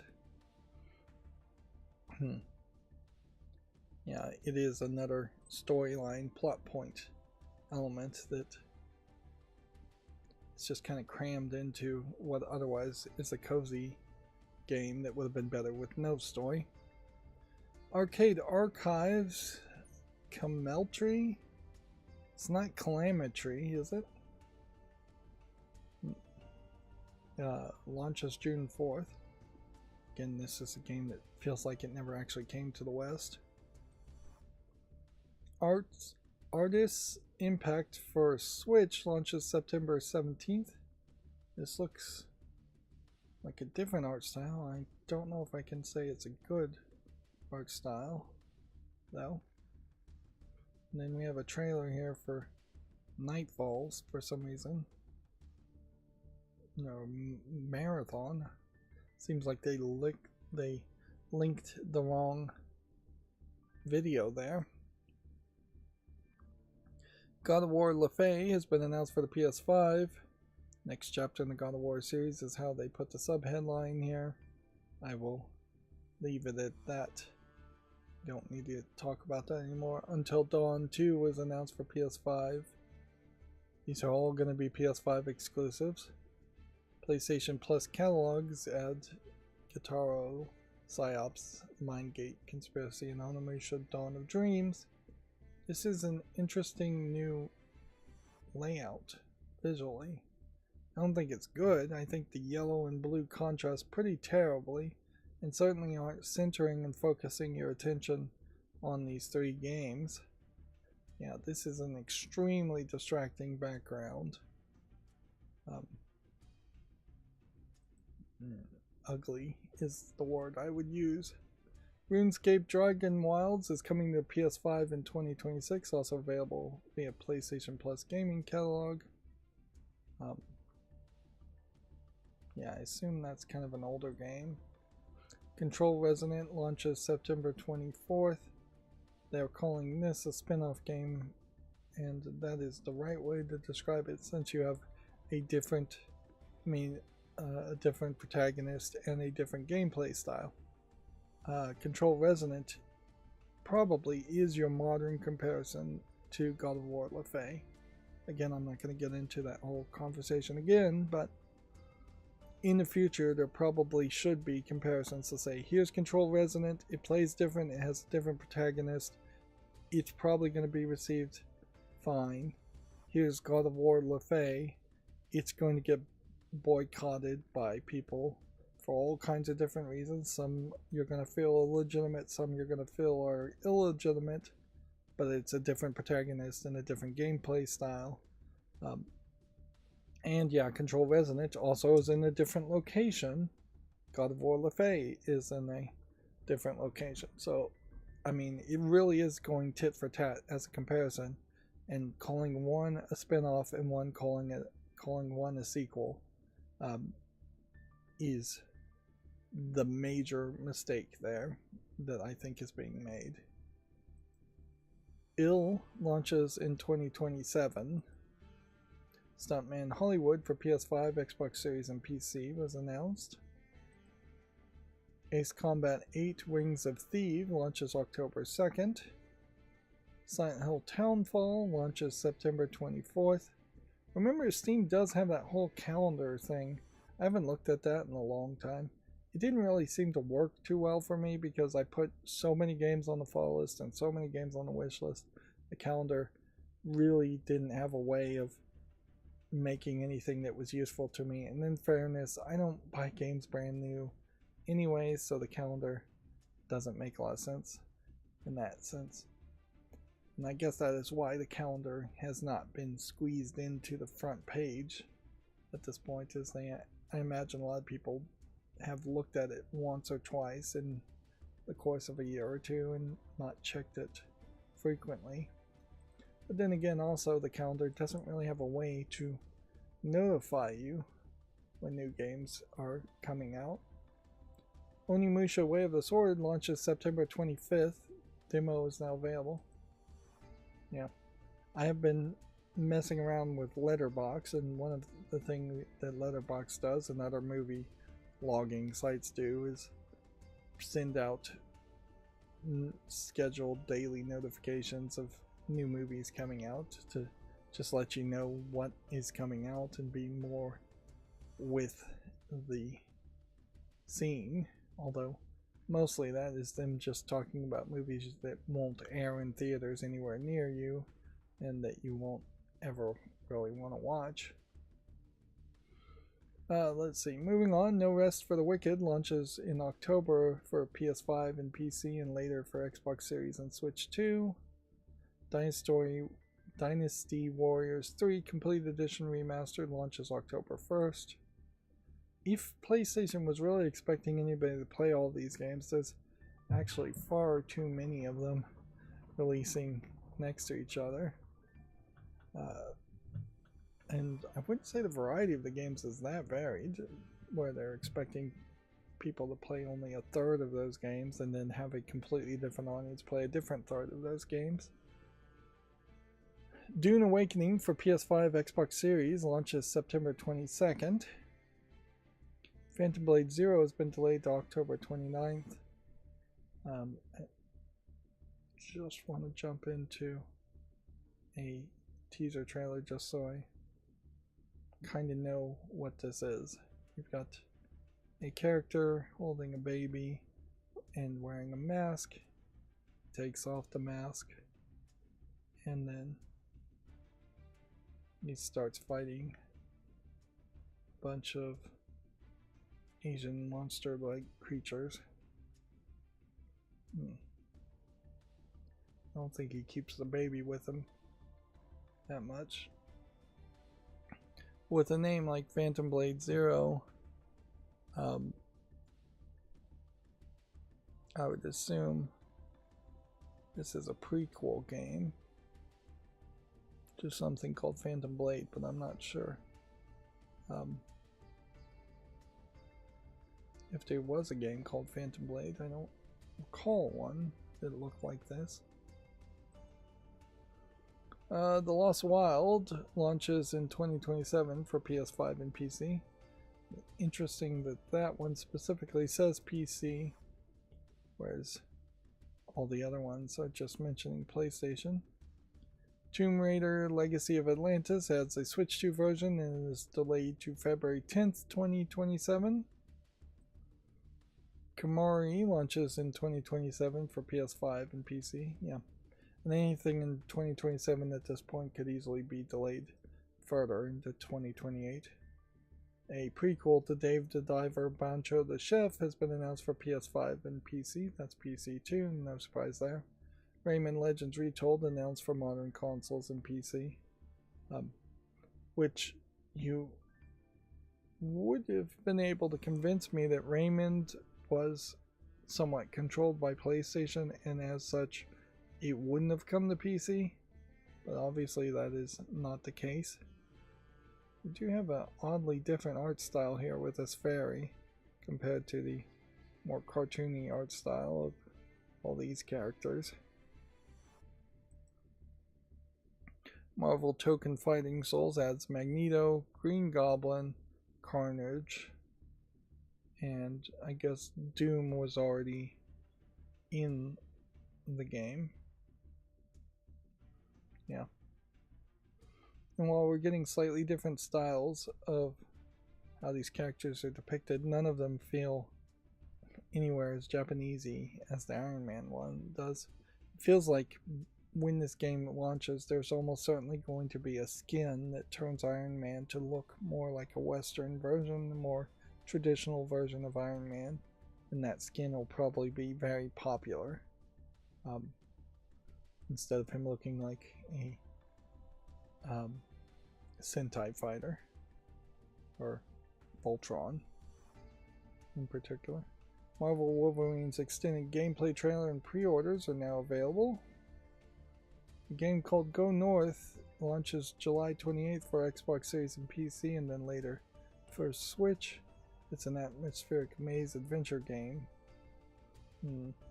Not sure if I really would want to play a maze adventure game where you're just going around a circle. Hedge maze. That was one thing I thought about, like Botany Manor, is that I figured there was a chance that you would end up going through a hedge maze as the final puzzle in Botany Manor, and surprisingly you don't. Now, if this character can fly, that's going to be very easy to cheat most maze games, but there definitely are some of these mazes are set in ways that you couldn't fly over them because they're roofed. Yeah, one thing about Botany Manor is it did have a book where it held all the clues, and I really wish Blueprints had a book like that. It didn't fully have the level of polish it should have had, though, because while you could organize the clues in the book, you couldn't actually read the clues in the book, so you weren't actually taking notes. It was just that the book was your progress guide, basically. As you made progress, the book filled in more. I don't know about this game. It seems like it's kind of all over in different environmental design. Yeah, it seems inconsistent, to say the least. But, you know, I hope it's good, and then maybe in a few years I'll have another kick of playing puzzle games and get around it. Let's see, Truckcoon is Supporting Me from Another World launches July 29th. This was that weird game. Video has been removed from Uploader. Let's see, Moon Nana announces Vampire Soulsvania game called Bathory Heritage of Blood. A Soulsvania game like would imply Dark Souls and Metroidvania. I don't know if you really need to add vampire there, since Castlevania itself has a vampire in it, but yeah, who knows if that's necessary. It looks like it might be something of interest. Toy Story 3 Complete Edition has been announced for modern consoles, PS4, Switch, and PC. If you're hearing a difference in my voice, which I'm hearing too, it's because I've shifted in my chair and I'm leaning forward, working my way towards taking a break. Let's see, the Toy Story Retro Roundup has been announced for modern consoles, PS4, Switch, and PC. Again, seems like it includes A Bug's Life. It is A Bug's Life. I would have thought it was Ants, but whatever. I don't know if any of these games are actually good, though they are going to be very old, to say the least. They are of historical value, probably more than entertainment value. Quiet Express Cabin 909 launches in 2027. Got a giant lady in the background here. I would assume this is probably like a visual novel mystery game. They're calling it a PC adventure game. Interesting. Nice little cutscene animation style. And it feels like it is in line with what the actual game animation style is, or close enough. They are doing kind of simple low polygon 3D modeling, and it looks like you're in a big empty room solving puzzles. I think at this point we really need to get to the point where characters are always in puzzle games, 3D and puzzle games, even if they're just NPCs that say a single sentence when you click on them throughout the entire game. Unless you have a real narrative that explains and needs to have people missing, I think people should just be around. And it's not that hard to asset flip a character, a 3D model, and just have a character sitting, or have a flat 2D character in your game.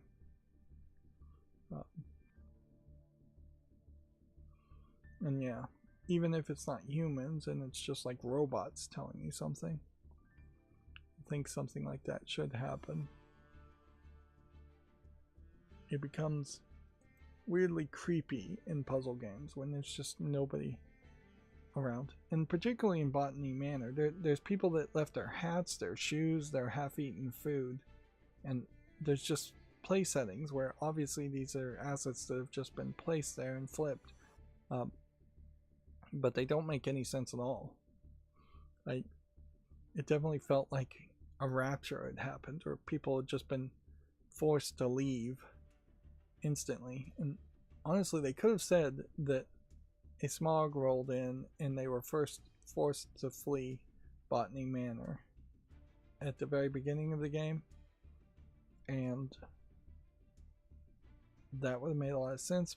And honestly, they may have even said that, and then I just forgot it by the time I started to see the hats and the shoes and the food. But that would be at least an explanation, but it's not a good enough explanation these days. I think puzzle games just need people. Blueprints would have been better if the people were around. Botany Manor would have been better if people were around. Pretty much any 3D environmental puzzle game, I think people need to be around. The gimmick of being all alone has been played out too much. Anyways, I don't have time to go on a rant. 2XKO adds Cena on June 9th. New character, I would assume. Fallout 76 for the PS5 and Xbox Series launches this summer. Open testing to occur in June. I would have sworn that it was already on the PS5 and Xbox Series. I guess maybe it's on the PS4 and the Xbox One. That seems like really a long time to take to port it to the newest of consoles.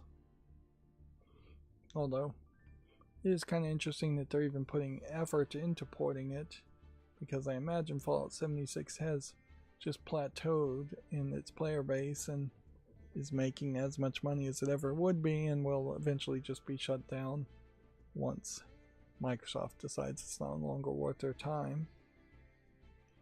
Crimson Desert details summer content updates and teases DLC. Check out this article on Gamatsu if you want more details. Star Fox has an overview trailer.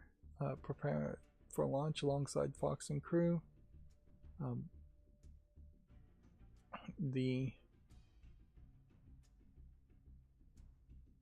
Star Fox game here, I think, is just a soft remake of Star Fox 64. It is not remaking the first Star Fox game, or Star Fox 2, which would be his father and different characters working with his father.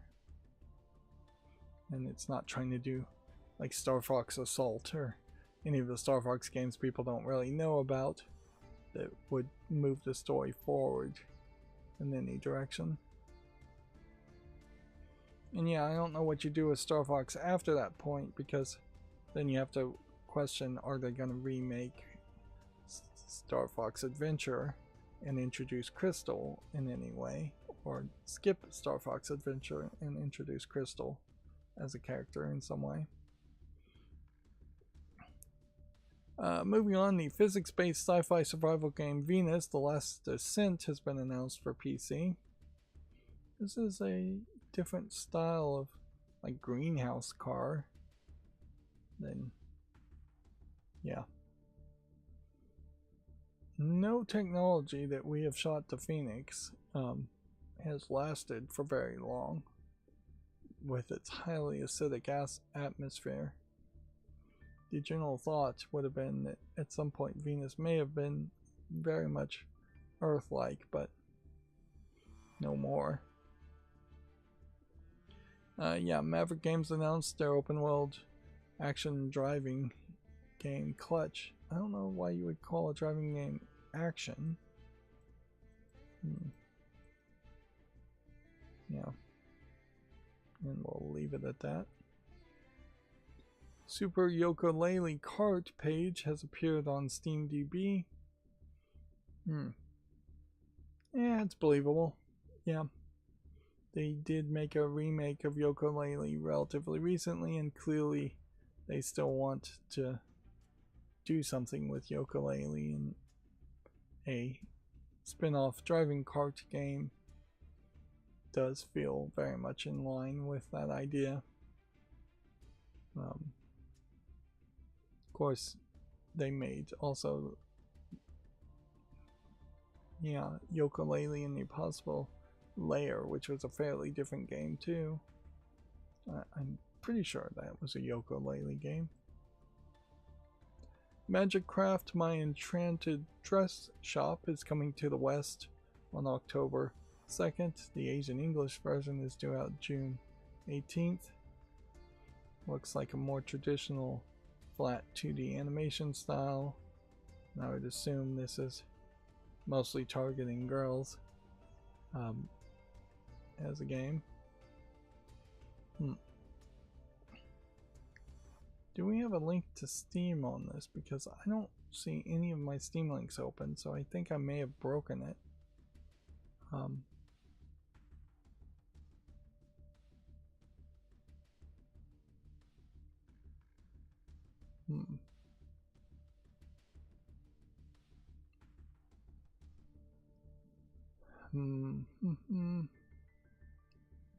No, I don't see any Steam links for this game, so that might be why there's no thing here.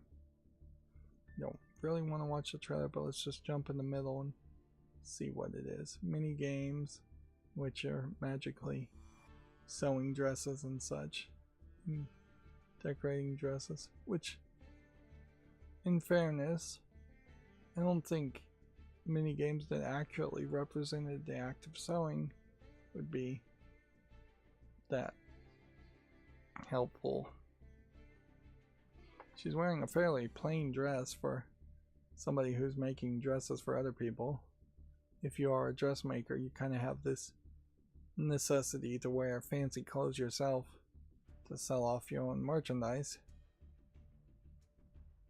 Yeah, this definitely feels like a girl game.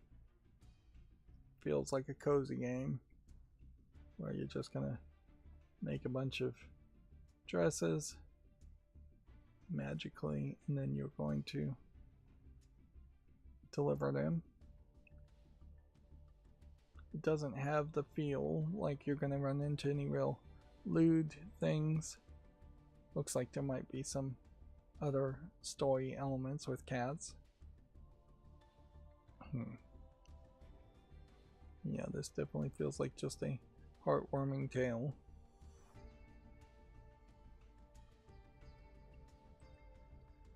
Moving on, Scarlet Nexus shipments and digital sales have topped 2 million, which they really squeeze down this image and then they show you the full image next to it. Right. So there is a Steam link here, and the Steam link didn't open. So I broke it as far as my code. Yeah, totally broke it. Same syntax error. Okay, well, this was kind of the perfect day to break it, though. I have to admit, because by breaking it, that means we don't have a whole bunch of Steam games to look at.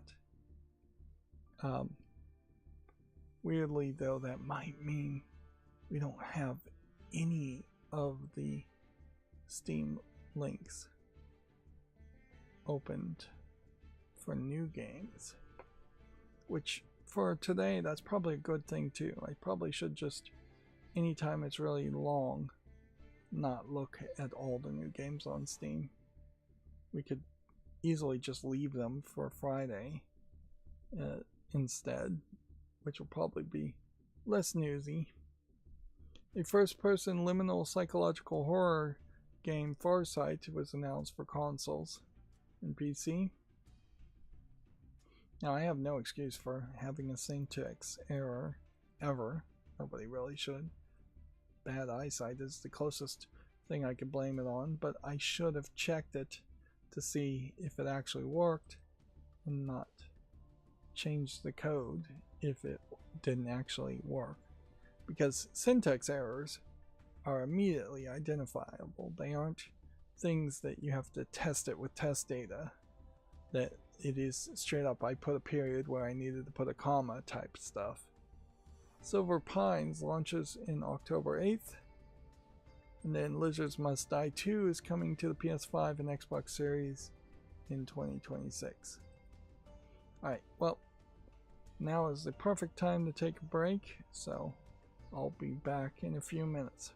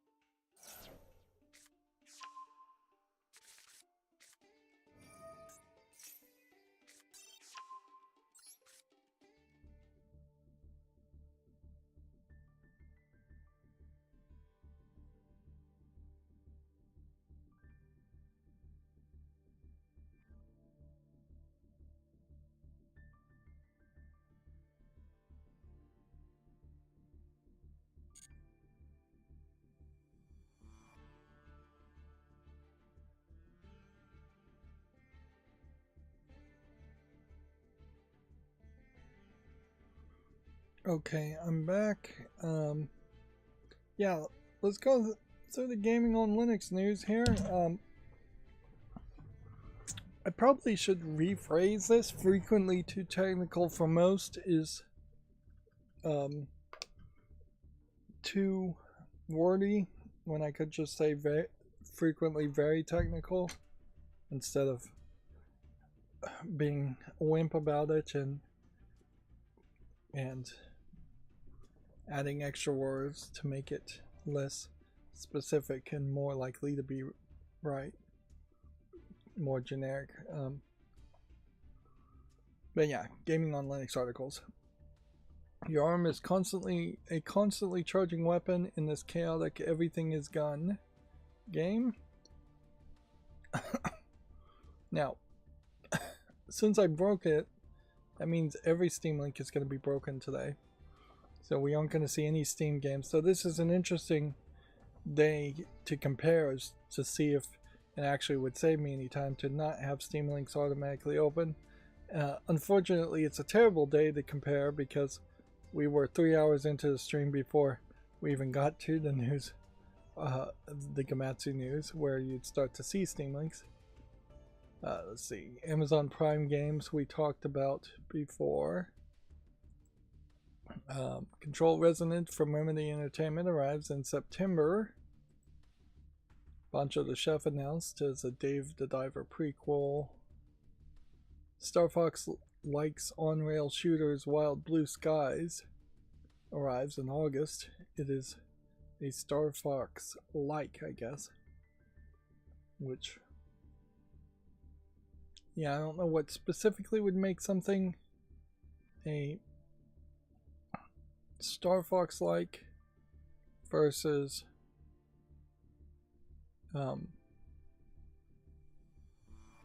just being an on-rail shooter. I'm trying to see if there's a Steam Link here because this might be one game that I haven't actually wishlisted, although but yeah, I don't see an entire link anywhere on this page. There isn't one. 0 links in this.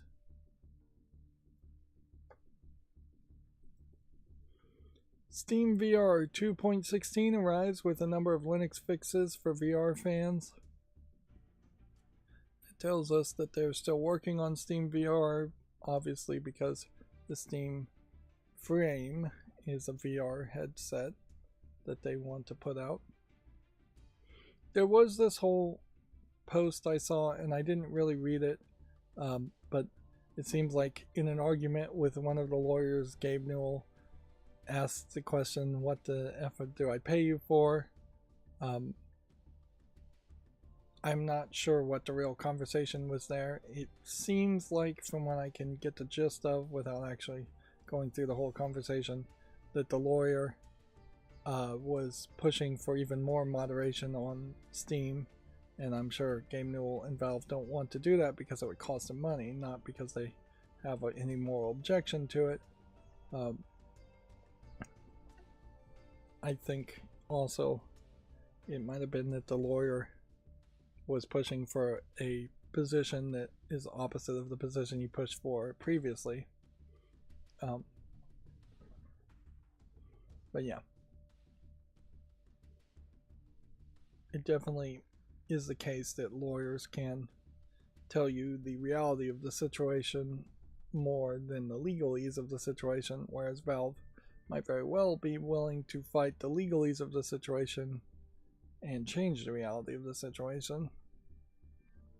I don't know how far they're willing to go in that direction, though. If Valve came out with a cryptocurrency or a stable coin or something like that in their own payment processor, they might be one of the few places that could have a spin-off company do that and fight the debanking actions of the current payment processors. But honestly, I don't know. That takes a ton of money, and it's a lot of work, and I don't think they really would want to do that. I think Valve would probably do much better to just lobby people to pass laws to prevent debanking from happening, which is very possibly going to happen for political reasons. You'll just have it be the case that if you're a bank, you must provide payment processing to all legitimate forms of business, and you must prove beyond the shadow of a doubt that a business is doing straight up illegal things before you stop doing business with them. Honestly, from a policing perspective, you should probably make the banks do all forms of business, including illegal activity. Just flag it and continue to allow it.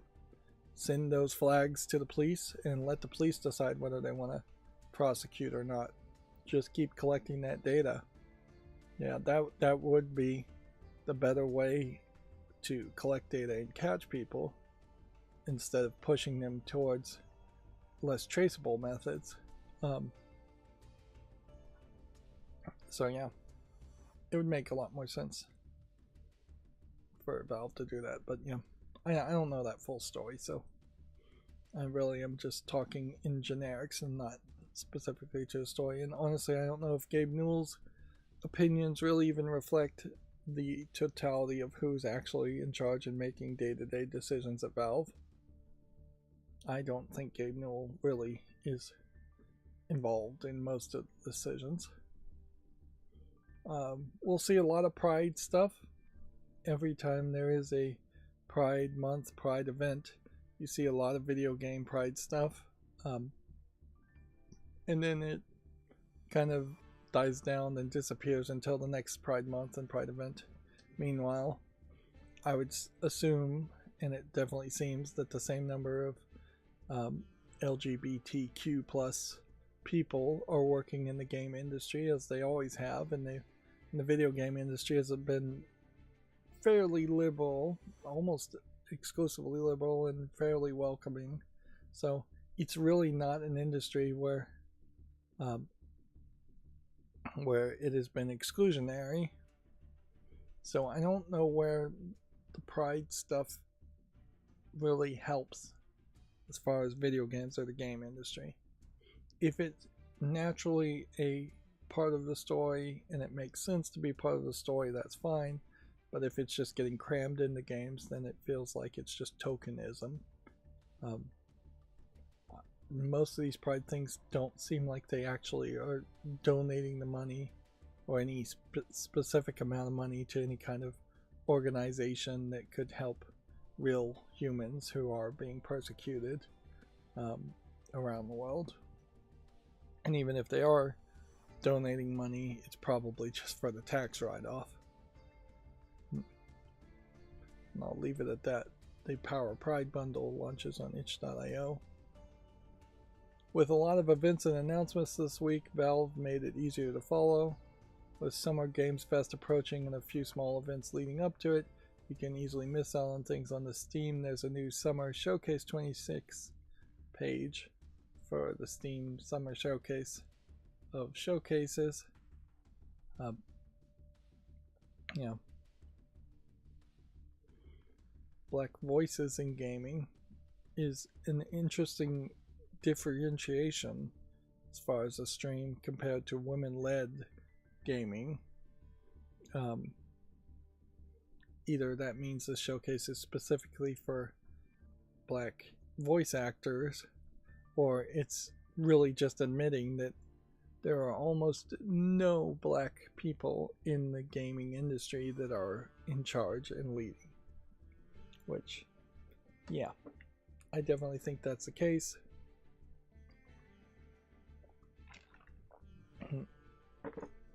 And yeah, it's worth pointing out that some of the most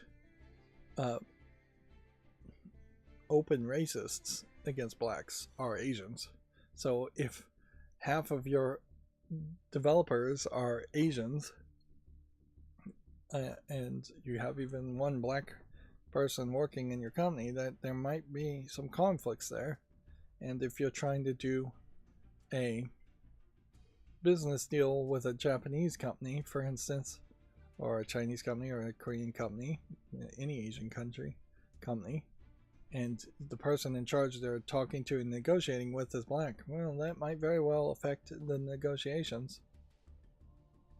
Of course, that's not to say that they shouldn't be in charge. It's just to say that there are still a lot of hurdles in that aspect that need to be improved upon. Again, I probably don't need to get into any more rants. A long stream like this feels like you could easily say the wrong thing and get canceled 5 times over. Moving on, Mina the Hollower is another absolute gem from Yacht Club Games. Does seem like people are loving it, although I couldn't get through Shovel Knight, and I'm a little worried that just all the games like that are too difficult for me these days. Gravity Circuit 2 has been announced, with the original Gravity Circuit being free to keep. Which I think I grabbed that game already for free. Again, no links here. Seems like Gaming on Linux rushed today to put out their articles because of all the announcements and didn't link to Steam. Factoria 2.1 will be the last major update as Wooby Software is moving on. Yeah, you probably should move on from a game when it's 1.0, and I imagine there is enough game in there for people to like it. But yeah, I imagine there will be some hardcore fans that would want more. Although, really, past that 1.0, you probably should just be thinking, how can we make this so other people can add mods so people can just keep on playing it like they used to do on old strategy games and real-time strategy games. Yeah. A level editor and mod making API probably is more beneficial than moving all the way to a 2.0 release. Minecraft Chaos Cubed update release date has been revealed for June 16th. I would assume this is going to add a bunch of cubes, which I think are already in the beta. The latest Steam update brings Steam controller firmware updates and bug fixes. Okay. Nothing too exciting there. Xorg Securities Advisory has been released with 9 new vulnerabilities in the Xorg, Xserver, and Xwayland. Which, yeah, security vulnerabilities happen fairly commonly and seem to be increasing in being discovered because people are testing code with AI a lot more, often wasting a lot of people's time by using AI to test code. All this really boils down to is that when there is an update available, you should update. If there isn't an update or an easy way to update, then cross your fingers and hope that these security vulnerabilities aren't a big deal. Usually these security vulnerabilities are talked up like they're huge deals, and then they just don't get used that much. As far as we know, there's never been huge viruses that have just spread across the internet and nearly taken it to its knees. There's a possibility that there are many infected computers that have been infected for a very long time and just nobody knows about them, but yeah, with the exception of a possible sleeper agent scenario, the only time we see massive attacks of viruses is when it is a state-sponsored agency, China, Russia, somebody like that, America, Israel, attacking another country. And usually when they try to do that, they are targeting specific like power plants and things like that, and infrastructure computers. They're not targeting regular users' computers that are running Linux, things that often should be air-gapped anyways. And we haven't even seen a big fight in that form either. Yeah. Moving on, Enter the Chronosphere is a ridiculously stylish and engaging turn-based bullet hell game. Well, I guess leave it at that. And then the Good Old Games Preservation Program expands with Postal 1 and 2, Hatred, Redneck Rampage Collection. So these are like 3 games that are potentially on the verge of being censored and removed. Like Hatred did release on Steam, but was close to being removed. Postal definitely had controversies when it came out. Alright, and that's going to bring us to the GameDeveloper.com articles, and once we're done with those, I will see if we have any new Steam Link games to look at or not. Otherwise, that will be the end of the stream. Mina the Hollower sells 300,000 copies in 3 days. Tekken 8 game director Kohei Ikeda has left Bandai Namco. PlayStation's first-party game sales show a decline since 2020. So, it's been 6 years. And they thought that was going to save it somehow. Bungie experiments with adding casual player versus player light mode to Marathon. A PvE mode is also in the works and will debut in the second half of Season 2. UK social media ban could impact video game platforms. The news comes after the Labour government said it will take action to protect children using social media and begin consulting parents on a possible ban. Probably won't affect that many games, but it probably would affect things with chat systems like Roblox. And then our last GameDeveloper.com article is Atari is going to acquire the Crossy Road developer Hipster Whale. The deal could eventually cost Atari almost $40 million. Not sure if it's worth that. Alright, now the more I think about it, I guess the Steam games are opened with a different system using my old macros, so the Steam games are here. So we'll go through these very quickly as best as we can and just see how long that drags out the entire stream. It is the same old, where if I'm interested in it, I'll put it on the follow list, and then I'll swipe to the right to leave the tab open to pretend like I'm going to make a YouTube short at some point in the future. If I'm uninterested, I'm going to swipe down and close the tab. And generally speaking, I usually am so energy drained that I don't have the emotional energy to make a decision, so I tend to let a whole bunch of things get on the wish list, or not the wish list, the follow list. With that continues to create a growing problem in that I have not done a follow list cleanup in a long time. It probably would help to do a follow list cleanup.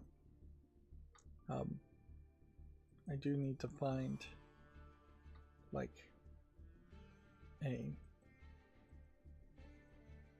this might be something, it probably isn't. I need to find like a podcast or something that's a little bit longer to just listen to it while I'm doing follow list cleanup. Yeah. There's always a little imbalance there as far as just how many podcasts I really want to listen to in the past couple of years. I used to listen to a lot more, and now it is a lot more of just listening to the same Ron and Fez episodes on YouTube, which I frankly have heard hundreds upon hundreds of times. Here we have a Strait of Hormuz game, which that's timely, but not interesting.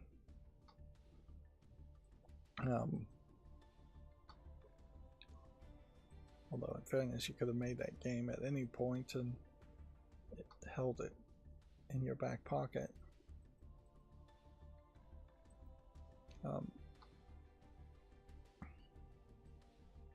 But yeah, YouTube has, even the YouTube algorithm for me has really wrecked my listening habits and helped me become really interested in listening to other podcasts that would be new content and new thoughts. But also, it is worth pointing out that a lot of these podcasts I was listening to for years, decades possibly, and so a point happens where you start to change in what you're interested in listening in. This looks good.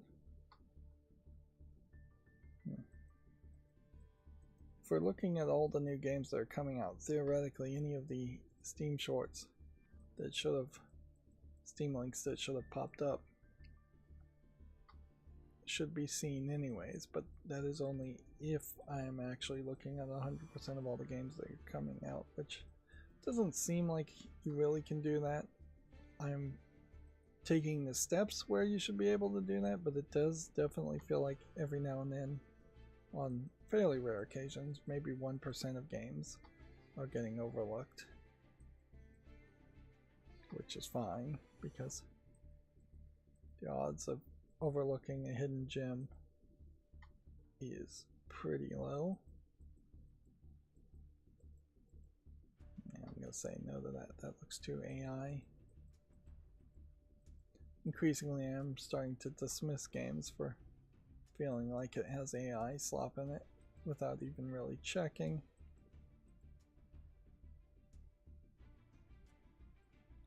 Yeah, I don't know why I want to play an Astro Colony game. Last Colony game I tried to play, I didn't even get past the tutorial. Which that's certainly a thing too I want to try and avoid, is I don't want to play games where I'm not making it to the credits. Yeah, I think the idea of visual novels are dead in the water. I don't think I'll ever be able to safely cover any of those. Not unless I can think of a completely different style of reviews.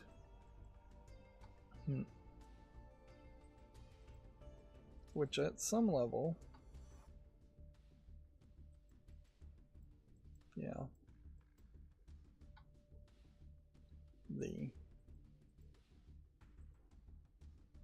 idea would be to hand off visual novels to somebody to just write reviews, and I don't know if that makes any sense or if that would work.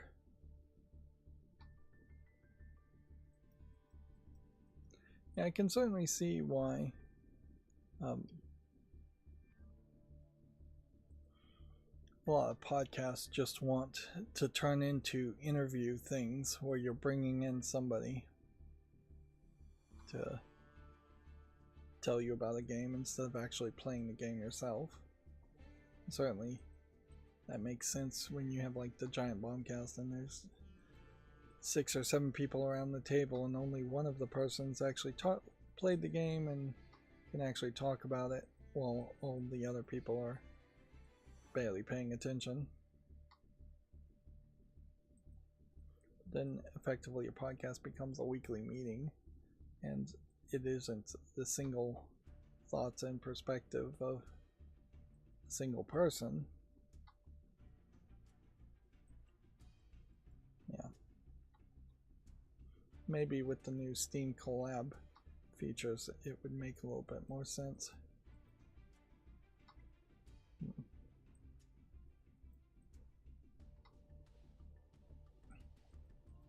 But certainly that is also how XPlay worked, and I didn't really realize it worked that way, that they were having other people write reviews of games and then Adam Sessler or Morgan Webb were just reading the reviews out loud as if they were the person that actually played the game. And that kind of worked.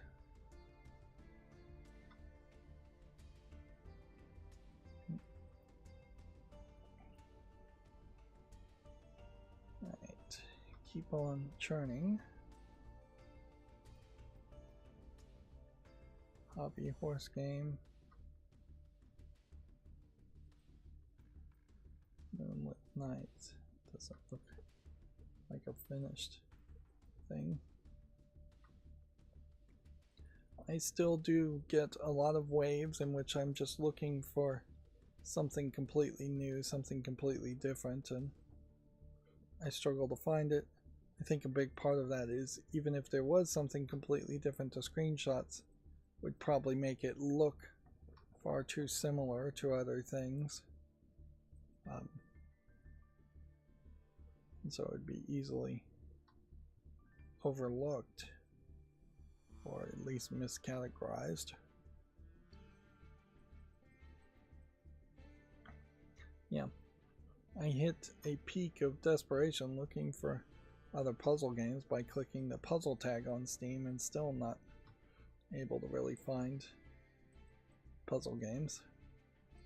Closest I think I'll probably be able to do once I'm done playing puzzle games is to try and play some point and click adventure games, which are puzzle like to some extent, but not that close.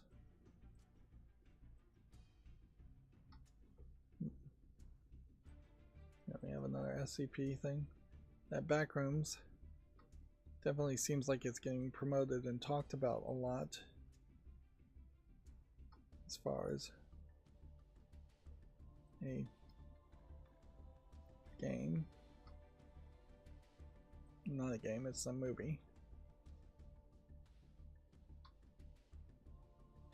I'm starting to lose mental concentration at this point. 4 hours. Clearly there is a thought about that needs to happen about not watching trailers when there is an event, and I should probably take that with me alongside the Summer Games Fest. We'll scroll down here and see if any of the games updated on the fall list to catch my attention. I think that's probably as far as I want to go, those 2 games.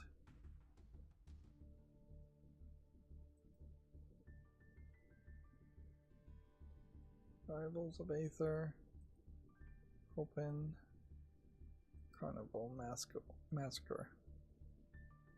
Yeah. Rivals of Aether is an online PvP game. I don't know why this is on the fall list in the first place. I guess I did wonder if a whole new fighting game with just creatures, anthropomorphic animals fighting each other might lead to something. And I think in 2024 it might have had a chance. 78%, mostly positive, 6,000 user reviews. But 24-hour peak says only 1,000 people are playing for an online PvP game. That makes me think it is probably pretty dead as a series. Carnival Massacre felt like a game that was reminiscent of the arcade game Carnival, light gun shooter game. It's not that game by any means, but it reminded me of that, and that's why I put it on the fall list. And 91% positive does point it towards being worth playing. This 18th Attic also looks like it might be worth playing as a horror game. I'm just gonna straight up put that on the wish list too. It came out in January 23rd of 2026, and I don't know why it wasn't on the fall list. Well, anyways, we were able to accomplish everything that needed to be accomplished today. It took forever. We went on a lot of rants, certainly talking about all the trailers and the state of play. I imagine we'll have more of that later on when the rest of the Summer Games Fest events start and stop. That's going to be it for this stream, though. As always, I ask you to like, share, subscribe, comment, and keep on watching. Thanks.